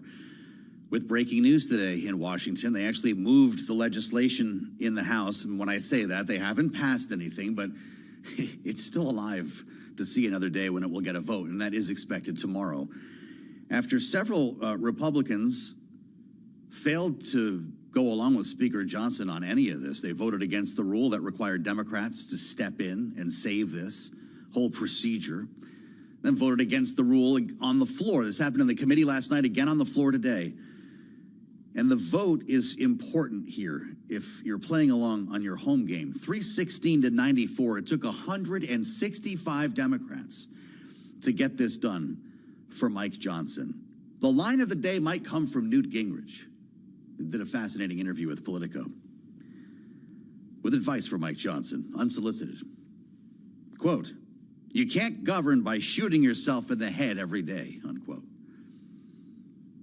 And questions about what's going to happen now that he is, in fact, bringing Ukraine funding to the floor. He's got a motion to vacate hanging over his head, and it looks like at least a couple of Republicans ready to pull the trigger. Let's assemble the panel for their take. Jeannie Shanzano is with us, along with Rick Davis, Bloomberg Politics contributors. Rick, I don't know what's going to happen to this Republican speaker if he's doing business with Democrats on this level. He's upsetting everybody in his own conference. And I'll give you another quote. This one's from Tom Massey, who signed on to that motion to vacate with Marjorie Taylor Greene. The House, he says, is now officially in an alternate universe where the speaker shares procedural power with Democrats. Rick, how would you describe it? You know, I think that we've been talking an enormous amount about Marjorie Taylor Greene and Massey sort of having their finger on the trigger of this gun to take out the speaker. The reality is what we saw today is 316 members vote for this bill that is going to support the supplemental. And it just shows you how much of a minority they are in Congress. And so the real question is, who's going to step up to help, I think, Speaker Johnson? And I think we've just seen the kinds of support that he can get, especially in regards to defending his speakership, because he's doing the right thing, so say 316 members of the House. So I think that what we saw immediately after this vote is Marjorie Taylor Greene take off the floor, didn't want to talk to reporters. What do you mean Marjorie Taylor Greene didn't want to talk to reporters? She must be on her deathbed. You know, that's a first. And so if you want to be even more marginalized than you are today, call the question, pull everybody out of a productive environment with getting something done for the country, have them have to deal with a speaker race, and then find out that you actually couldn't succeed on that vote. regardless of whether it's Democrats or Republicans voting, failing is failing. And the one thing Marjorie Taylor Greene doesn't want is to give the impression that she can't pull off these stunts that she claims she can do. So I actually think it's a pretty good day all around when it comes to trying to move things through the House and trying to support a leadership that is incredibly fragile. Well, boy, Rick just said a lot. Jeannie, of course, he did not have a majority of Republicans here. He got a majority of Democrats. Grace Meng, the Democrat from New York, where you're joining us from, Jeannie, says we may be in the minority in the House right now, but Hakeem Jeffries is essentially functioning as the real speaker already. Seems like we might be pushing that a little bit far, but did Hakeem Jeffries tell his members to get in line behind the speaker? Yeah, first of all, I have to say that Newt Gingrich quote is probably not going to go up there with one of the great leadership lessons. I'm not quite sure what to make of. Don't shoot yourself in the face. I don't know. I was fascinated to hear Hakeem Jeffries say, he didn't talk to Mike Johnson about the numbers. And then he went on to say, because there's such a large number of pro-Putin Republicans in the GOP today, he knew it was going to be a lot. So when people talk about sort of, this bipartisanship that's happening, you can still hear the digs coming from both sides. And, the reality is that the Democrats, they want this, as do most Republicans. And so it is not surprising that they're getting 316. Of course, as you mentioned, a lot of those being Democrats, but a good number of Republicans. The problem here is what it has been for some time in the House, is that a very small number of people are given an outside voice in the process. We find that throughout American politics. The same thing is true in the way we elect presidents with the Electoral College. It's here in the House. And until they address those rules, which Johnson said he's not going to do apparently at this point, it's going to remain that way. And Marjorie Taylor Greene, I think she ran off to talk to Steve Bannon on his podcast, by the way. To talk about the war on Christianity. Rick, I'm looking at the Freedom Caucus here, which of course expelled Marjorie Taylor Greene. They don't want a motion to vacate. This reinforces your point. They had a big meeting last night, the Freedom Caucus, and they're kind of concerned about who might come next in the form of Steve Scalise, because if he were to get the job, he might be there a long time, and apparently that's not conservative enough for them. We all remember when he stood for Speaker. So if the Freedom Caucus is against a motion to vacate, even though they can't stand Mike Johnson, isn't that all you need to know? Yeah, I think that's a lot of what you need to know. I would say not only Steve Scalise, but Tom Emmer is another member in leadership who scares the heck out of the Freedom Caucus to become Speaker. So the reality is this is the best deal the Freedom Caucus is ever going to get. But you're right. They don't control Marjorie Taylor Greene at all. Nobody does. And so as long as Jeannie says you have one person who can call a motion to vacate, you live under the threat of this kind of nuclear option. I actually, too, agree with Jeannie. I think the Speaker should have called the question and said, you know what, I'm just going to get rid of that provision in this supplemental bill. The heck with all of you. We're done with this kind of craziness. But he chose to put Ukraine ahead of his own leadership interests, and I can't argue at all with that. I would say, just to be totally clear, there were a majority of the Republican caucus support this, right? 151 Republicans voted for this Ukraine bill. There is a majority of Republicans in the House who support Ukraine. Yes. And so I, like we talk all the time about this minority that keeps things from happening or espouse the talking points from the Kremlin. It's certainly not the majority of the party, not the majority of the caucus. And hopefully what this does is gives us a breather to see if we can get hold of this caucus and try and talk them into being, sort of American focused and not Moscow focused. Yeah. Thank you for keeping me honest on that. You are correct, Rick. We got a majority of the majority. I think the point that I was trying to make is that more Democrats voted for it than Republicans, and I don't see why that should be a problem. That's just the way some conservative Republicans in the House are looking at this. And after what we saw in the Rules Committee last night, it does make you wonder here a little bit. Again, that's 3 members of the Freedom Caucus making a heck of a lot of noise. And I'd like to ask you both about TikTok, because that was a pretty controversial matter in the Senate, and it's coming back now. Once they stitch the body parts together here and Frankenstein's monster goes to the Senate, there's going to be TikTok in there. There's going to be a single vote in that world, Jeannie. And a lot of senators were concerned about this and not prepared to vote for the divest or ban. What seems to have changed everyone's mind on this, or at least potentially changing minds here, is the timeline. They were, of course, going to have 6 months to divest under the previous version. Now it's up to a year. Is that enough of a difference to see this pass, Jeannie? You know, I still think it's going to be close. You know, we heard from the time that it was originally proposed way back when, that 6 months, who could get together the amount of money necessary to purchase this? How would that even work under the best of circumstances? It was a really tight timeline. So I do think maybe the timeline makes a difference, but I still think we could see a close vote in the Senate on this. You know, there are several aspects of the TikTok bill. Certainly, as it pertains to U.S. security, there's a lot of agreement. A lot of this has to do with the fact that they are focused on one company, that very little has been done yet on privacy from the U.S. government's perspective. So there's a lot of other factors. But, you know, I do think the timeline may help a little bit as we go forward. And can I just say something I never say, Joe, which is I do give Speaker credit for sticking his neck out last night on a conservative station with all of this. Maybe there's something to having your job, you know, sort of hanging in the wind, where you say, I've got nothing to lose. But he has absolutely done the right thing by pressing forward on this. My only fear is that too much credit from Democrats can be his death knell. So maybe Democrats need to shut up on that as well. Yeah, you may want to slow that down a little. Hey, freedom's just another word for nothing left to lose, Jeannie. I hear you loud and clear. Rick, you actually do this for a living as a partner at Stone Court Capital, as of course, an investor and someone who specializes in acquisitions here. Is there that much of a difference, 6 months to a year? Is that a game changer when lawmakers look at this? Should it be? Sure. I mean, certainly for investors, it helps a lot, because there's no way the complexity in this transaction you get done in 6 months. And so it's just really being more realistic about doing something productive, right? It's just not a head nod to the public.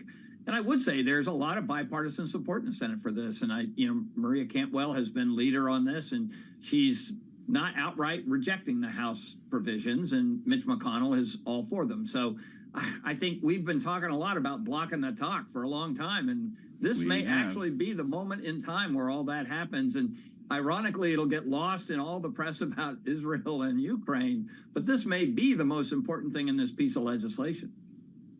That's remarkable. That's a heck of a statement, Rick. Does Steve Mnuchin buy this thing, or is there going to be a loud and productive bidding process? What's it going to look like if this passes? You know, first of all, I think if it goes into play, you'll see other people, starting to take interest. Suffice it to say, most of the business community doesn't rely on the United States Congress to actually make its investment decisions. In fact, we usually wait around and see if anything actually gets done there. So I think there's a level of sobriety around this that, it's not done until the president signs that bill. That being said, I mean, it's a very expensive asset. And so there are only a few takers who are going to really want to run after something like this. Right. And then the question is, can you really ever divorce it from its parent? And then not, get headline risk when, it finds out that the Communist Party has still got its finger in your pocket. So the reality is it's a hard deal to do. But look, Steve Mnuchin is a very skilled investor. He knows all the geopolitical risks, being Secretary of Treasury. He may actually be the perfect guy to bid on this thing. Jeannie, the president, to Rick's point, says he will sign this bill. Divest or ban TikTok. If that happens, let's say they don't pull this thing off and it does get banned. Let's say someone buys it and they don't have the special sauce in the algorithm, and TikTok just kind of isn't that cool anymore. Does this actually hurt him among young voters who are already upset about student loans, about legalizing marijuana, and so many other things? Yeah, and let's just add to that what's going on in Gaza. I mean, you mentioned I'm in New York. What has happened? Columbia University in the last day or so, sending in the NYPD. It is I was just thinking when Rick was talking, for young people, a lot of what is happening vis-a-vis the U.S. government on both sides is something that many people, not all, but many young people oppose or have problems with. So, this is a problem for the president who needs young people. They don't go out to vote traditionally in as large numbers, but I could see some of these factors coming to play as the president, for instance, moves to Chicago for the Democratic convention this summer. We could see sizable protests there, I think most prominently on Gaza. So I think TikTok is a little bit different, but there's a whole host of people out there, young people in particular, who depend on that to make money, who depend on that for their livelihoods and communications, and they don't understand the elderly people's attack on it. And so that is going to be, could be a problem, and I'm saying elderly people, including myself in that, of course. Well, yeah, right. Thanks, boomers.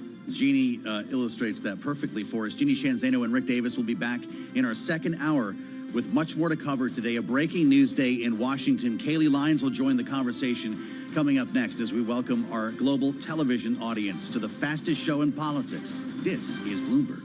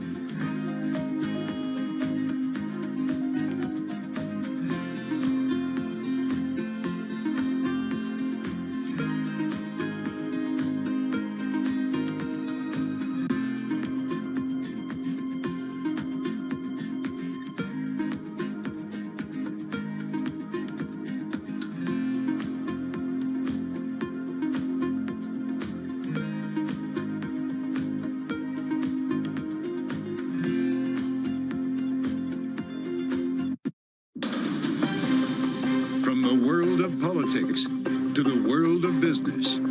This is Balance of Power.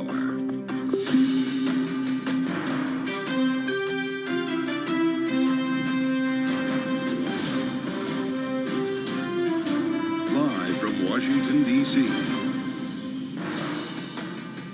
Funding for Ukraine and Israel set to pass the House this weekend.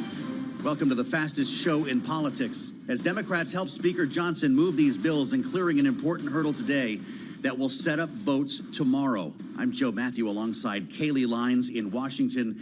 And Kaylee, once again, Mike Johnson is getting a huge boost, actually able to get things done with the help of Democrats, as so many conservative Republicans oppose this plan. Yeah, 316 in total voted to advance this package, which will set us up for final passage on Saturday.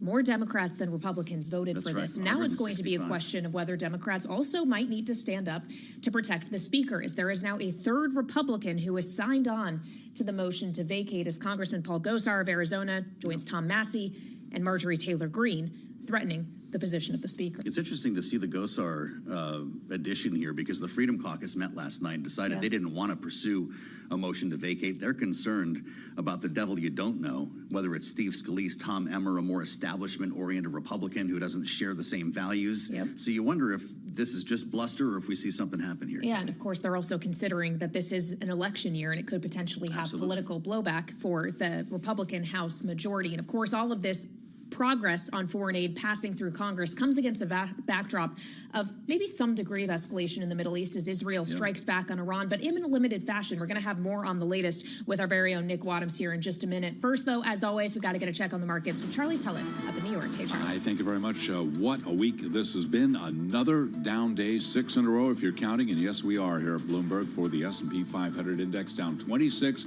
We are below 5,000 at 49.84 right now. We are looking at a loss of just about 0.5% on the S&P. Dow Industrials up, however, up by 191 points, up 0.5%. NASDAQ also in the red. Big tech sinking today. We've got the NASDAQ Composite Index down 1.5%. Amidst all the gloom, however, small cap shares are advancing. Russell 2000 up today by about 0.1%. Your 10-year checking in at 4.61% with a 2-year now yielding 4.97%. Spot gold is trading higher by $21 the ounce, almost 22, up 0.9% right now. 24 even on the precious metal. West Texas Intermediate crude advancing today by 1%, 83.53 for a barrel of WTI. Brent, the global benchmark, up 0.6% right now, 87.60 for a barrel of WTI. Bottom line here, a lot of traders refraining from making riskier bets ahead of the weekend amid all those geopolitical uncertainties. Tesla shares, they are down right now. We've got Tesla trading lower today, down 0.7%. Tesla recalling almost 3,900 Cybertruck pickups to rework or replace accelerator pedals that can dislodge and cause the vehicle to unintentionally accelerate, increasing the risk of a crash. Again, Tesla shares, they're down now by just about 0.8%. Again, recapping, stocks are trading mixed. S&P down again today below 5,000. S&P down 25, down 0.5%. Balance of Power continues. The Friday edition. Back we go to Washington. Joe Matthew and Kaylee Lines. All right, Charlie Pellet, thank you so much. Charlie there, Joe, talking about markets reacting to geopolitical risk. As we did see overnight, something we knew might be coming, some form of Israeli retaliation for the Iranian strike of last weekend. More than 300 drones and missiles were sent Israel's way, largely intercepted. Much more limited drones sent to Iran, and Iran says this attack was unsuccessful. Yeah, we saw a little spike in oil prices on that, not a shocker there. We spoke earlier today with Mick Mulroy, who's the former Deputy Assistant Secretary of Defense for the Middle East. Kaylee, he described this as de-escalatory, this sort of restrained nature of this, kind of a warning, if you will, that we can get inside Iran if we want to, but we're not going to cause any damage today. It might be enough to put this to bed for a moment, but we'll have to give this some time. Something Nick Wadhams is covering for us. He leads our national security coverage here in Washington, and we've talked a lot about this in advance of the retaliation. Nick, what do you make of this now that we've actually seen Israel respond? Is this it? Was this just the reminder to Iran that, in fact, it can infiltrate Iranian territory without their knowing? Right. I mean, you know, it was an extraordinary situation last night because we started to see these reports that there had been an Israeli attack and then quickly confirmed them from U.S. officials telling Bloomberg that, yes, it was in fact an Israeli attack. But then we all sort of paused a beat to see, well, what was coming next? Or were we going to get an announcement from the White House? Were we going to get an announcement from Israel? Were we going to get a damage report? You know, we were sort of anticipating, in some ways, this big response to that Iranian barrage that saw 300 missiles and drones hit Israel in obviously very public fashion. But then it was just silence. The U.S. issued no public statement. Secretary of State Tony Blinken declined to confirm it when asked about it at a press conference today. Also silence from Israel, in keeping in some ways with their past practice of looking to operate in the shadows here. But what we do know now, based on conversations with intelligence sources, is yes, this was designed to send a very specific message. You look at the area where Israel struck Iran, around the city of Isfahan, the site of one of its biggest drone manufacturers, and also, not incidentally, believed to be the site of some of Iran's nuclear work. So very much a demonstration there by Israel that, listen, we have the will to strike you when we need to, but we do not want to start this escalatory spiral that could provoke a wider war. That's the interpretation so far we're hearing. All right, Bloomberg's Nick Wadhams, who leads our national security coverage, thank you so much for giving us the latest. It's obviously much to keep track of, Joe. And he did mention that we did hear from the U.S. Secretary of State about this, not directly commenting on the attack, but speaking more widely about the state of play in the region at the G7 meeting in Italy. Here is the Secretary of State earlier today. First, the G7 condemned the unprecedented Iranian attack on Israel. Unprecedented in scope and scale. Scope because it was a direct attack on Israel from Iran. Scale because it involved more than 300 munitions, including ballistic missiles. We're committed to Israel's security. We're also committed to de-escalating, to trying to bring this tension to a close.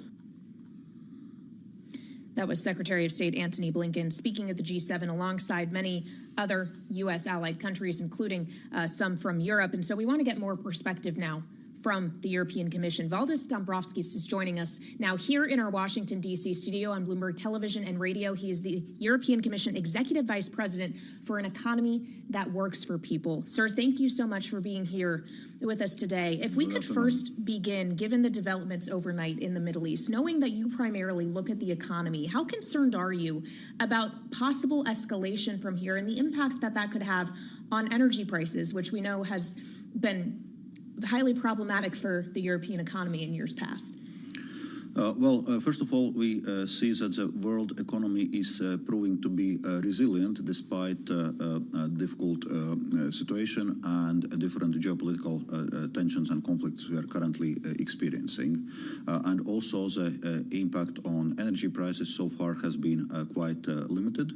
Obviously, we need to monitor closely all of those developments, but the assessment is that the risks to the economic outlook are now broadly balanced.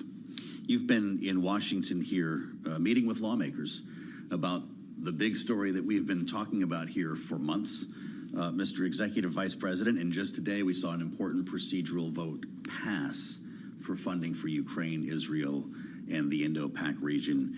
You're obviously very concerned about funding for Ukraine. What did you tell lawmakers when you met with them? Indeed, that was my main message in the meetings on the Hill. And basically, I was emphasizing that from the EU side, we are doing a lot to provide financial, but also military and other kind of support to Ukraine. So far, we have provided support of around 100 billion euros. We now have 50 billion euros Ukraine facility facility for the 4 years, 2024-2027. We're already disbursing from this facility. So it's important that also other international donors, and first and foremost US, come also with their contribution. And therefore, I'm very much look forward for tomorrow's votes. And hopefully this Ukraine support is being approved, because what we see is that in last months, actually the situation in Ukraine is deteriorating for the lack, especially of military support. We see it both at the front line, and we see it with daily shellings of Ukrainian cities, residential areas, critical infrastructure. So this support is very much needed. I would say the collective West has all the necessary resources to stop Russia, not to allow this shelling to take place. So hopefully this period of undecision and deterring is coming to the end, and we will be able to come with a strong and firm response to Russia, and also to other autocrats around the world, because it's also not only about Ukraine, it's about our collective security. Well, sir, as you outlined there, the amount that Europe already has contributed to the Ukrainian cause, it's worth pointing out that there is at least a faction of thought here in the United States that thinks Europe is not carrying as much weight as it should be. One of them is the presumptive Republican nominee. Former President Donald Trump posted on social media yesterday, effectively, to summarize his words, saying that Ukrainian survival is more important to Europe than it is to the U.S. So why is Europe not giving more money to help Ukraine? Why can't it equalize or match the money? This is a quote put in by the United States of America. Is there more that Europe could be doing, sir? I wonder what your response would be to Donald Trump. Well, first of all, facts has never been the strong side of Donald Trump, and it's also, unfortunately, this time the case. So that's why I'm emphasizing so much the financial aid EU has already provided, which is 100 billion euros in all kind of support. The Ukraine facility, which is already in place of 50 billion euros. So the fact is that EU is the largest donor to Ukraine, and we are willing to continue this way, because after all, indeed, it's a war on on European continent. But of course, it also requires solidarity from the broader democratic world, and with EU and US being strategic allies, US support is not only financially very important, but also as a signal of West being united against this Russian aggression. Of course, Donald Trump's view reflects the view of some Republican members in the House who are voting against this package. I wonder, when you met with lawmakers this week, what was your reception? Did you hear pushback? Did you hear criticism, or were you well received with the lawmakers you met with? Well, I would say views were definitely varying on this topic, but my point was really to make the case why it's important not only for Ukraine but for entire global security architecture, because what we are seeing is that also other autocrats are seeing, if the West is not even able to contain Russia, that they're also having ideas, and the recent Iran attack against Israel is just another manifestation of this. So from that point of view, it's important to stay firm and determined. Another one, indeed, to make this point on the EU's contribution so far, to really show that EU is doing a lot. The EU is actually doing more than the United States. We're happy to continue to do so, but everyone has to contribute. Well, of course, sir, your conversations here in Washington have not just been limited to lawmakers. You are also here while the IMF World Bank meetings are underway. And I wonder, from an economic lens, what you are hearing in the messaging and what message you are providing about the state of the European economy right now, knowing that for now policy is still tight. And there's questions around when it will ease and where the economy will be, depending on when that easing actually happens. How are you thinking about the outlook for Europe? As the IMF essentially said, there could be a soft landing, but there are risks here. Indeed, as I was saying before, actually the global economy is proving resilient to both current geopolitical tensions and also to the process of disinflation through which we now have to go through. So the expectations for a global growth is of 3.2% of both this year and next. That's IMF's World Economic Outlook. As regards the EU, we are expecting 0.9% growth this year, 1.7% growth next year. It's somewhat subdued growth right now, one could say, but at the same time, despite a war on the European continent, despite the need to tame high inflation, different disruptions we are facing, EU's economy is nevertheless growing. I want to ask you about another foreign policy matter that you've been concerned with, and that's China supplying components to Russia and potentially evading sanctions. There's an economic element to this. There's obviously a geopolitical element to it. How big of a problem is this becoming? Well, that's certainly a cause of concern, and there are two elements. One is circumvention of sanctions, but also another is, in a sense, backfilling of the sanctions, and we are engaged with China on both of those elements. So in a sense, what we are doing, we have what we call high priority battlefield items list, meaning items which we are finding in Ukrainian battlefields, in Russian military equipment. Yeah. We are tracing the origin of this different kind of components. Is this lethal weaponry? Well, yes, it's Russian military weaponry which is being found on Ukrainian battlefields. And because it's not only about weapons deliveries, there's also many dual-use components. If we talk about semiconductors, all kind of other components. So we're tracing it back where it actually origins, because we must face there's also still quite a few of those components of Western origin which are reaching Russia. So we also need to work with our own companies, both in the EU and US, making sure that they are not engaged in those sanction circumvention. And in the EU, we also have a possibility actually to go after the companies which are knowingly engaging in these kind of activities. We are putting also requirements on no resell to Russia on exports of dual-use items. And we are actually coordinating this work quite a lot with US. We recently also put certain measures against Chinese and Hong Kong companies which are involved in sanctions circumvention by prohibiting EU companies to do any business with them. So there are things which we can do, and it's clear as we are now putting strict sanctions against Russia, EU, US, other players. Russia is looking at the ways to circumvent them, so we need to stay alert, follow the patterns, and to the extent possible close the circumvention and possible loopholes. Valdis Dombrovskis with The View from the European Commission. We appreciate your making us part of your week here in Washington, and I hope the spring meetings of the IMF continue well for you. Thanks for talking with us tonight on Bloomberg. Kaylee, a lot to cover there as we consider a vote on the Repo Act tomorrow that plays into this Ukraine story in a big way. Yeah, the so-called sidecar fourth piece of legislation that has not just repo, but also that TikTok divestiture bill. All of that going to be bundled together and sent to the Senate. Chuck Schumer says could be a working weekend for senators too, not just the House. And we'll have more on that with our political panel next on Bloomberg.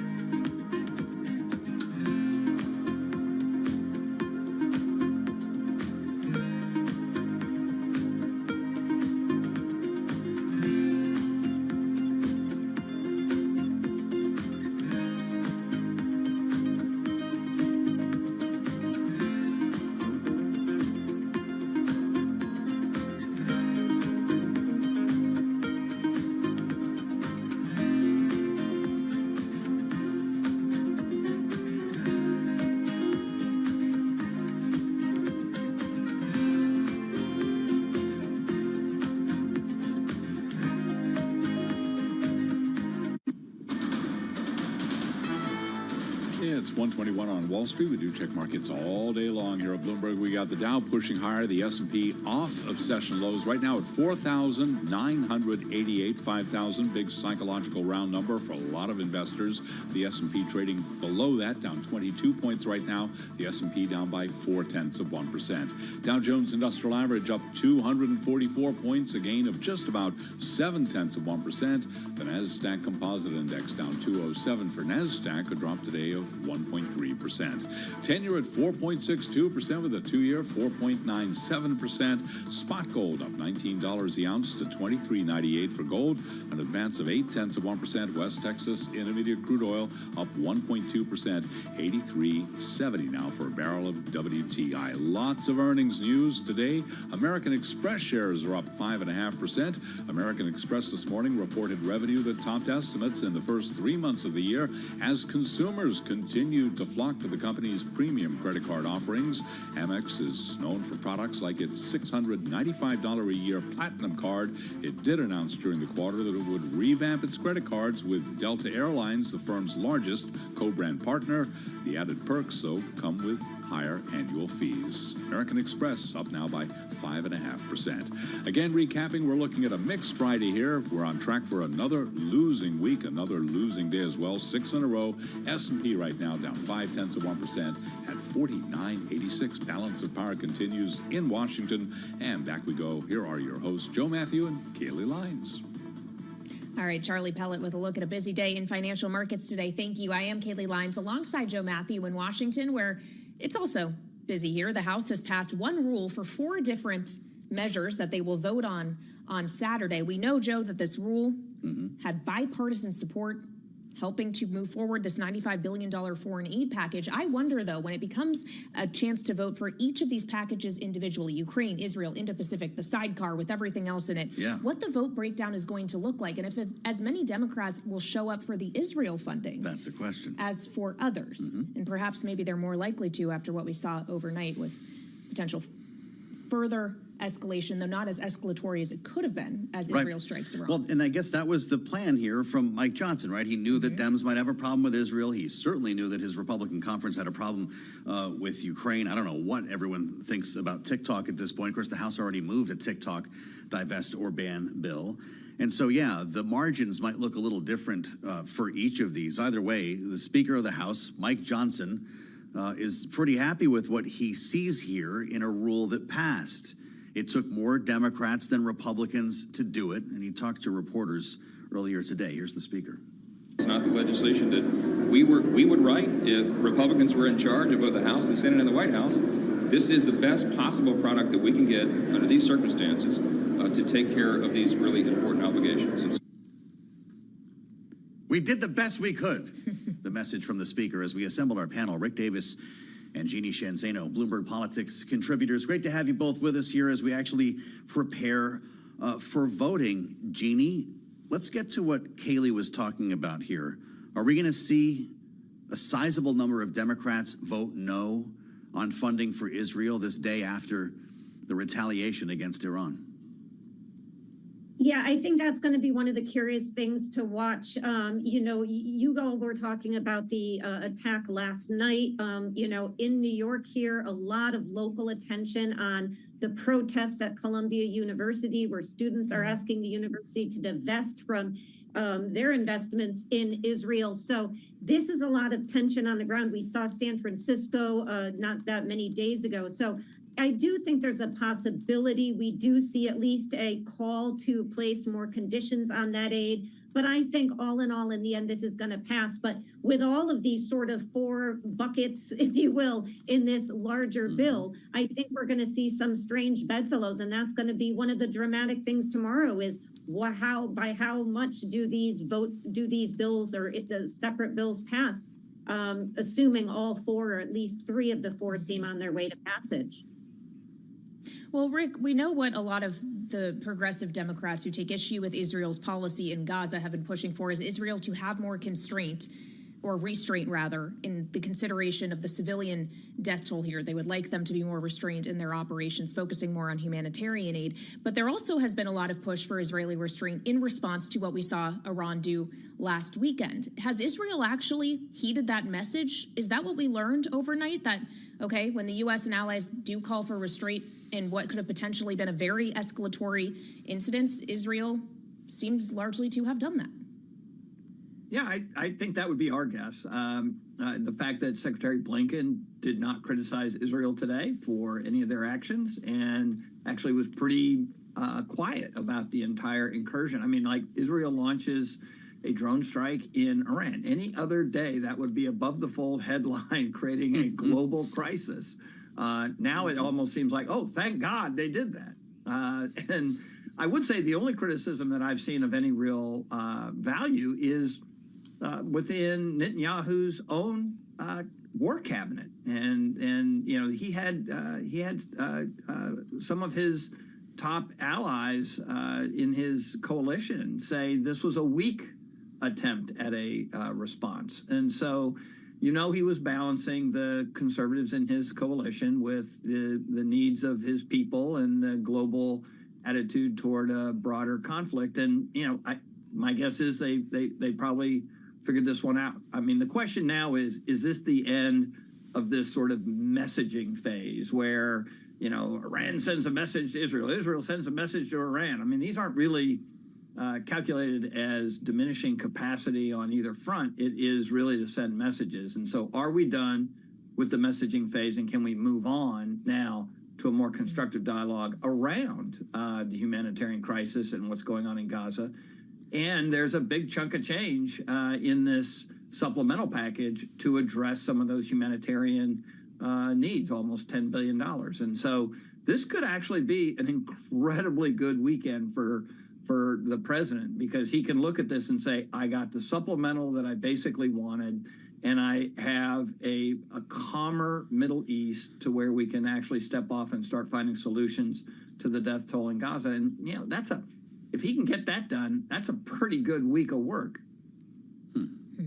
Fair enough, Jeannie. I wanted your point, or your view on Rick's point. Officials were clear here in the U.S. last night that they did get a heads up by Israel, but they wanted to make the point that the U.S. did not green light the response. Does that make a difference to progressives who are already angry at Joe Biden about Israel?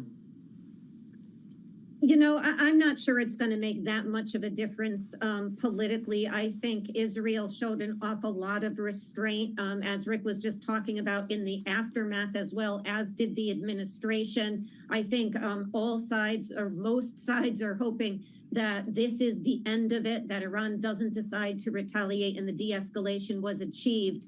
But I will tell you, some of the reporting we're hearing is the kind of thing that makes people on the left concerned and feel that there is doublespeak, as some people call it, coming out of the administration. And this is the reporting just now that the Biden administration is considering sending tanks, mortars, vehicles to Israel. This is the kind of thing where people on the left say they don't really care what the, you know, sort of muted response was to last night. The fact that their government is still supplying and the civilian situation and the number of casualties in the humanitarian crisis continues is what is the source of a lot of this frustration and angst. And so, you know, that's where I think the political end of this is going to show up. And I think Joe Biden, as usual, is having to walk a really tough, tightrope on this.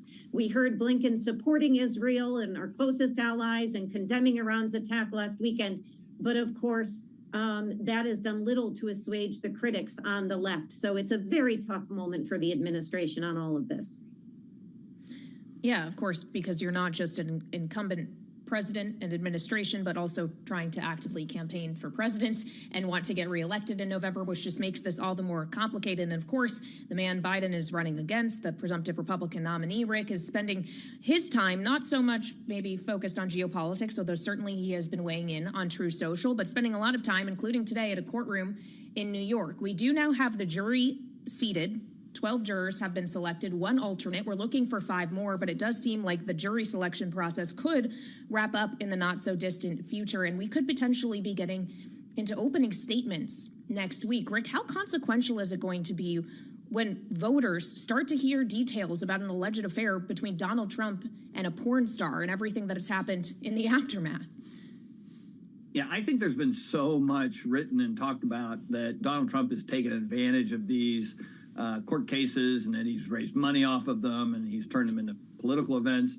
I think he starts to feel the pain when all the details start coming out about, his illicit relationships, with not just the porn star, but also a Playboy model. He's got his own people who are going to testify. Hope Hicks likely will be on the stand. Michael Cohen, who's gotten a lot of press about this. This is going to be horrible. I mean, there's no campaign manager on the face of the earth that's going to look at next week and say, this will be great for us. I think we can really win a lot of votes this way. It'll be damage control. And we see them trying to do that by putting people like President Duda in meetings with the president to try and change the topic. But there's only so much you can do while you've got a court case going on all day. David Pecker is another name as we hear about this operation.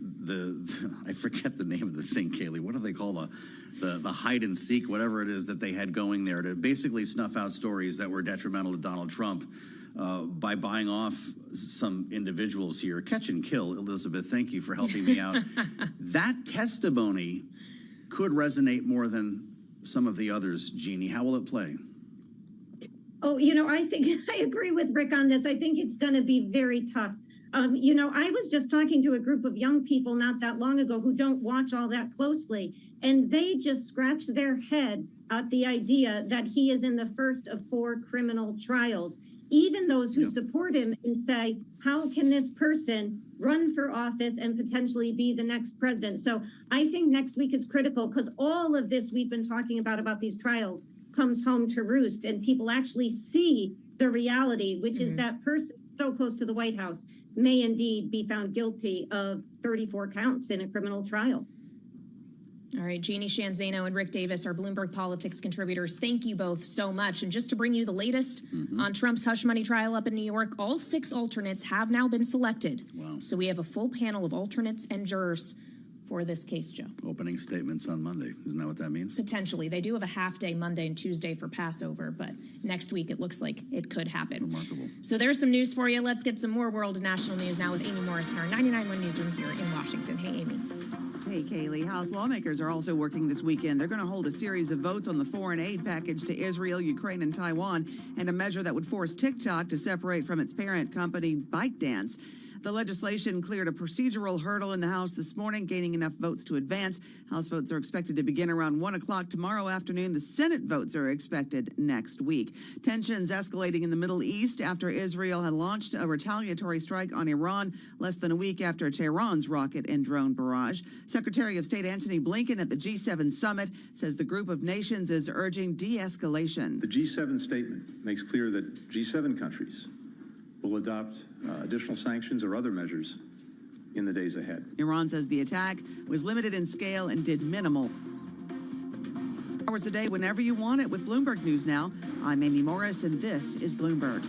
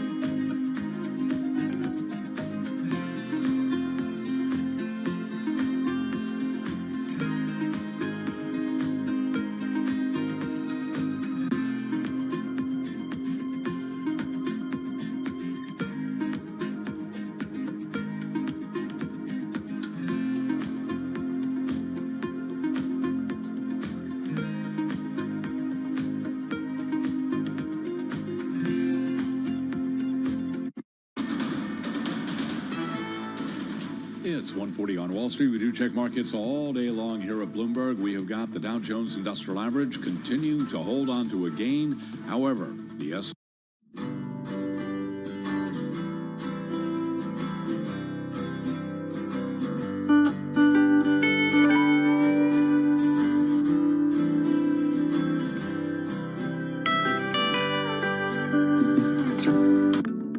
Another thing that startups need to look for is a market that is either started to undergo or is soon going to undergo exponential growth. I think this is actually related to one of the biggest mistakes investors make when evaluating startups. Investors always say, well, what's your growth rate? We care about the growth rate. Investors will forgive smallish revenue today if it's growing quickly. For some reason, people don't think about markets this way. But if you think about the most important startups, they are the ones that I start in small markets that are growing very, very quickly. 11 years ago, the market for iPhone apps was $0. It's now huge. And I think if you only think about the TAM today, you'll make a big mistake. What you really want to do is identify a market that's going to grow every year and be able to ride that up elevator.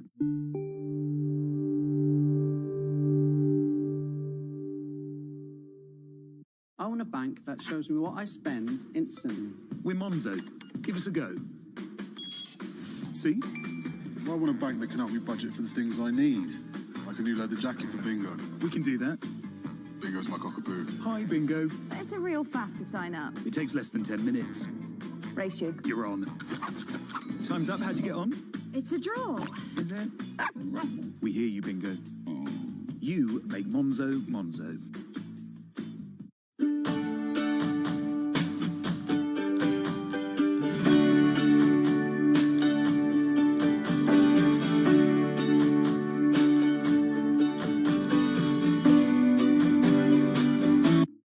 My general advice is continue to seek out companies or people that are maybe one stage or two stages ahead of you. And I think this is generalizable to not just to startups, but anyone seeking fast growth in their own professional lives, in their careers too.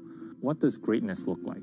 Try to seek out people who've been there, done that before, and then try to not connect with one, but try to interview 3, 5, 10 people to see what is a general pattern of greatness that look like that will get you to the next level of the company, next stage, maybe a year, 12 months from now, 24 months from now. Seek out people who kind of went down that path a few times. Then you'll start to find this pattern that start to emerge. What are things that you need to have 12 months from now, 24 months from now that you currently don't have? Then try to like build a path towards that. It's almost like Amazon's or Jeff Bezos' mantra of working backwards.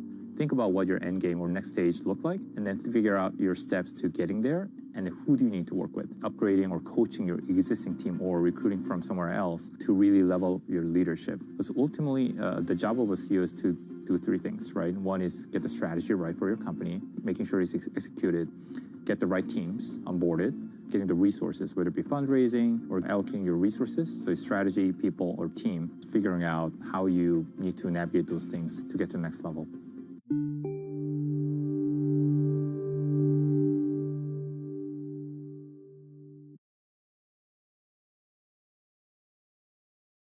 The word I wrote about 3 times was exactly what Kaylee just said. This is a coalition government.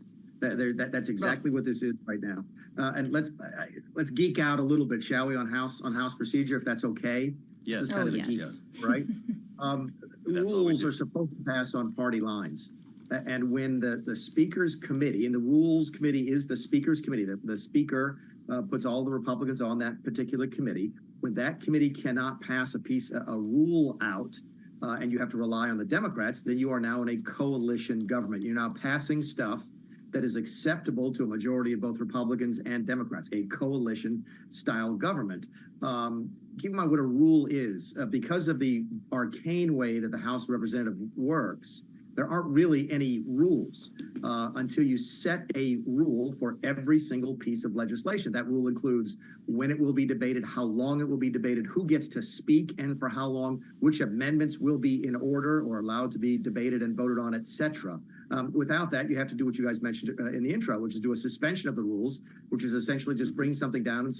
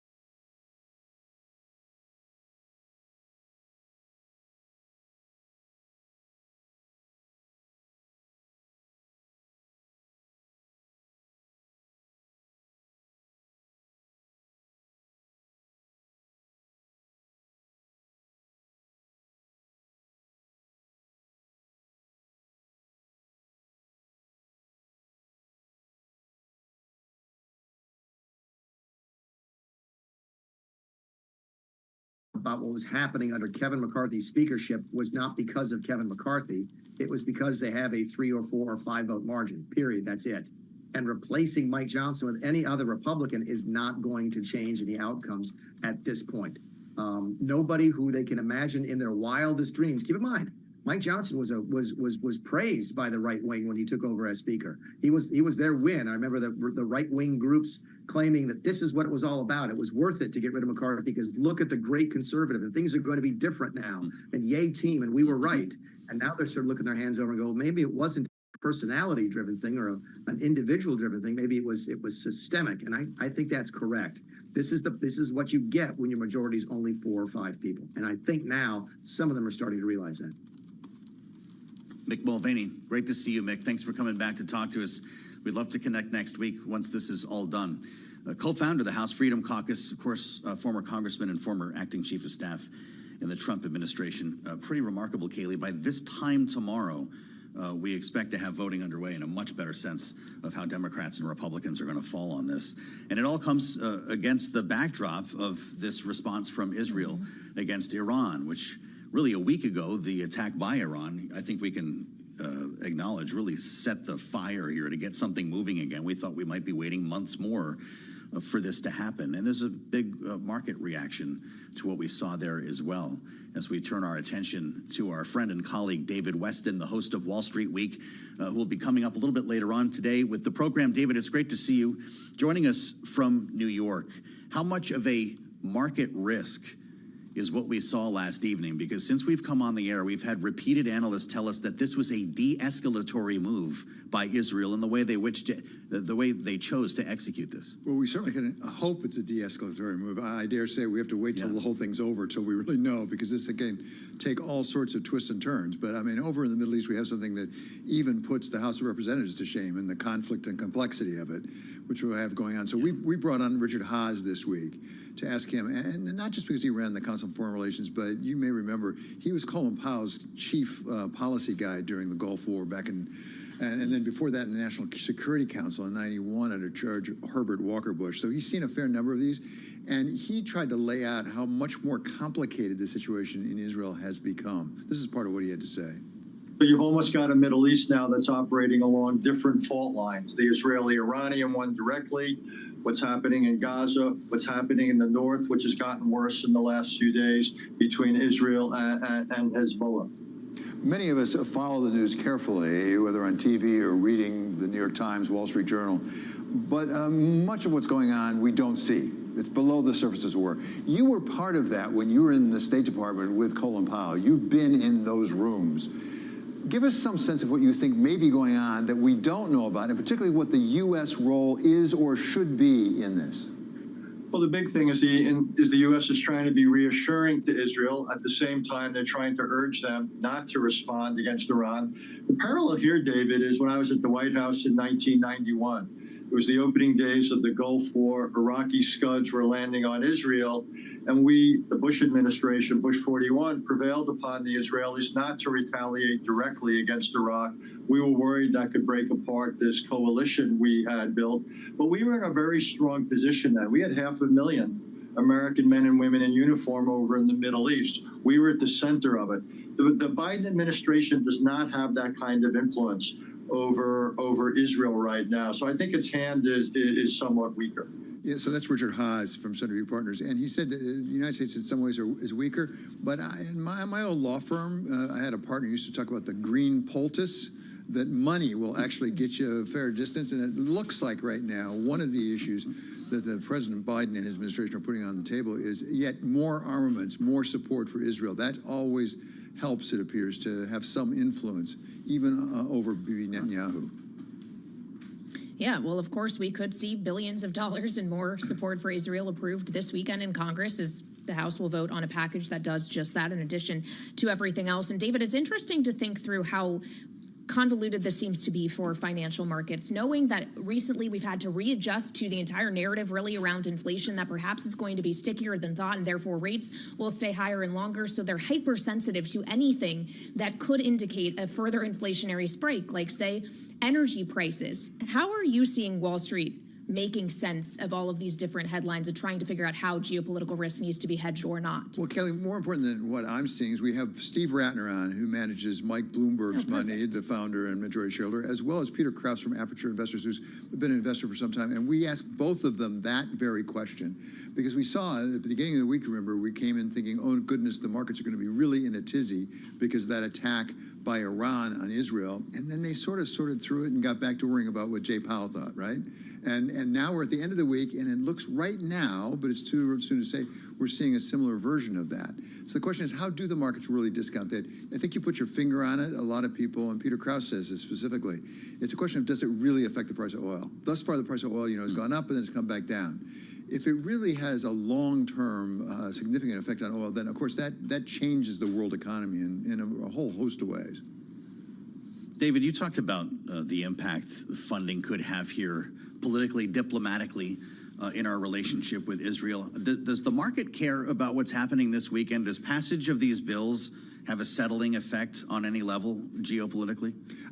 I don't know. We'll have to wait and see. I don't think it's as big as what Jay Powell is thinking about, to be perfectly fair with you. Whether that's right or wrong, that seems to be what the markets are focused on right now. At the same time, I think the markets do like to have it sort of steady as she goes. And supporting Israel is a steady as she goes move. Frankly, supporting Ukraine at this point, whether you like it or not, I think President Biden has done quite a job of keeping this coalition together with the Europeans. And if there was a real right turn or a left turn that was dramatic in either place, I suspect the markets would react to that. They don't like the unexpected coming around the corner. All right, David Weston, host of Bloomberg Wall Street Week. Thank you so much, and looking forward to the program. You can, of course catch that at 6 p.m. Wall Street time, as you can every Friday. Joe and I will be back just before that at 5 p.m. for the late edition of Balance of Power. And in the meantime, stay tuned here on Bloomberg Television and Radio because Bloomberg Business Week is coming up in just a few minutes. This is Bloomberg.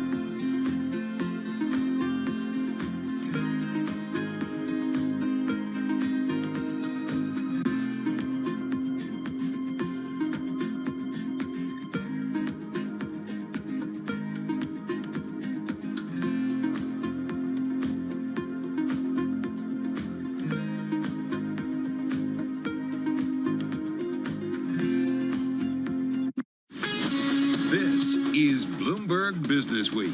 Insight from the reporters and editors who bring you America's most trusted business magazine. Plus, global business, finance, and tech news as it happens. Bloomberg Business Week with Carol Masser and Tim Stenevec on Bloomberg Radio. And a very good afternoon, everybody, live on radio, TV, YouTube, Bloomberg Originals. This is Bloomberg Business Week on this Friday, April 19th. Let's get to the setup. And Tim, we've got U.S. stocks on track for a third down week. We're talking about the S&P 500 dipping below that 5,000 mark. We're down 6 in a row. That is the longest losing streak since October of 2022. Yeah, the Mag 7 just getting crushed right now. The trade certainly front and center for us this Friday. Also front and center, Carol, the stress from geopolitics as well as concerns closer to home. Yeah, so we're going to get into the moves in Congress when it comes to aid to allies, also why the West may need a reset on one of the world's wars. We're going to get into this. This is a Bloomberg opinion piece that definitely grabbed our attention today. We're also talking about the Federal Reserve because another stress point is the Fed resetting the clock when it comes to those rate cuts that were expected this year. Yeah, speaking of stress, check out Netflix. Investors in Netflix feeling some stress as well. Investors tuning out of that stock. You've got the stock down the most in 2 years, weak revenue forecast, one of the reasons why, and that plan to stop sharing subscriber numbers. It was something that when it crossed after the close yesterday, we were all like, wait, what? Yeah, I mean, less data is never good for analysts who are trying to track the stock, certainly. Also, on a lighter note, why, oh, why are all those private jets leaving New York City just minutes before midnight? I got to say, this is the most read story on the Bloomberg all day today. All right, first up.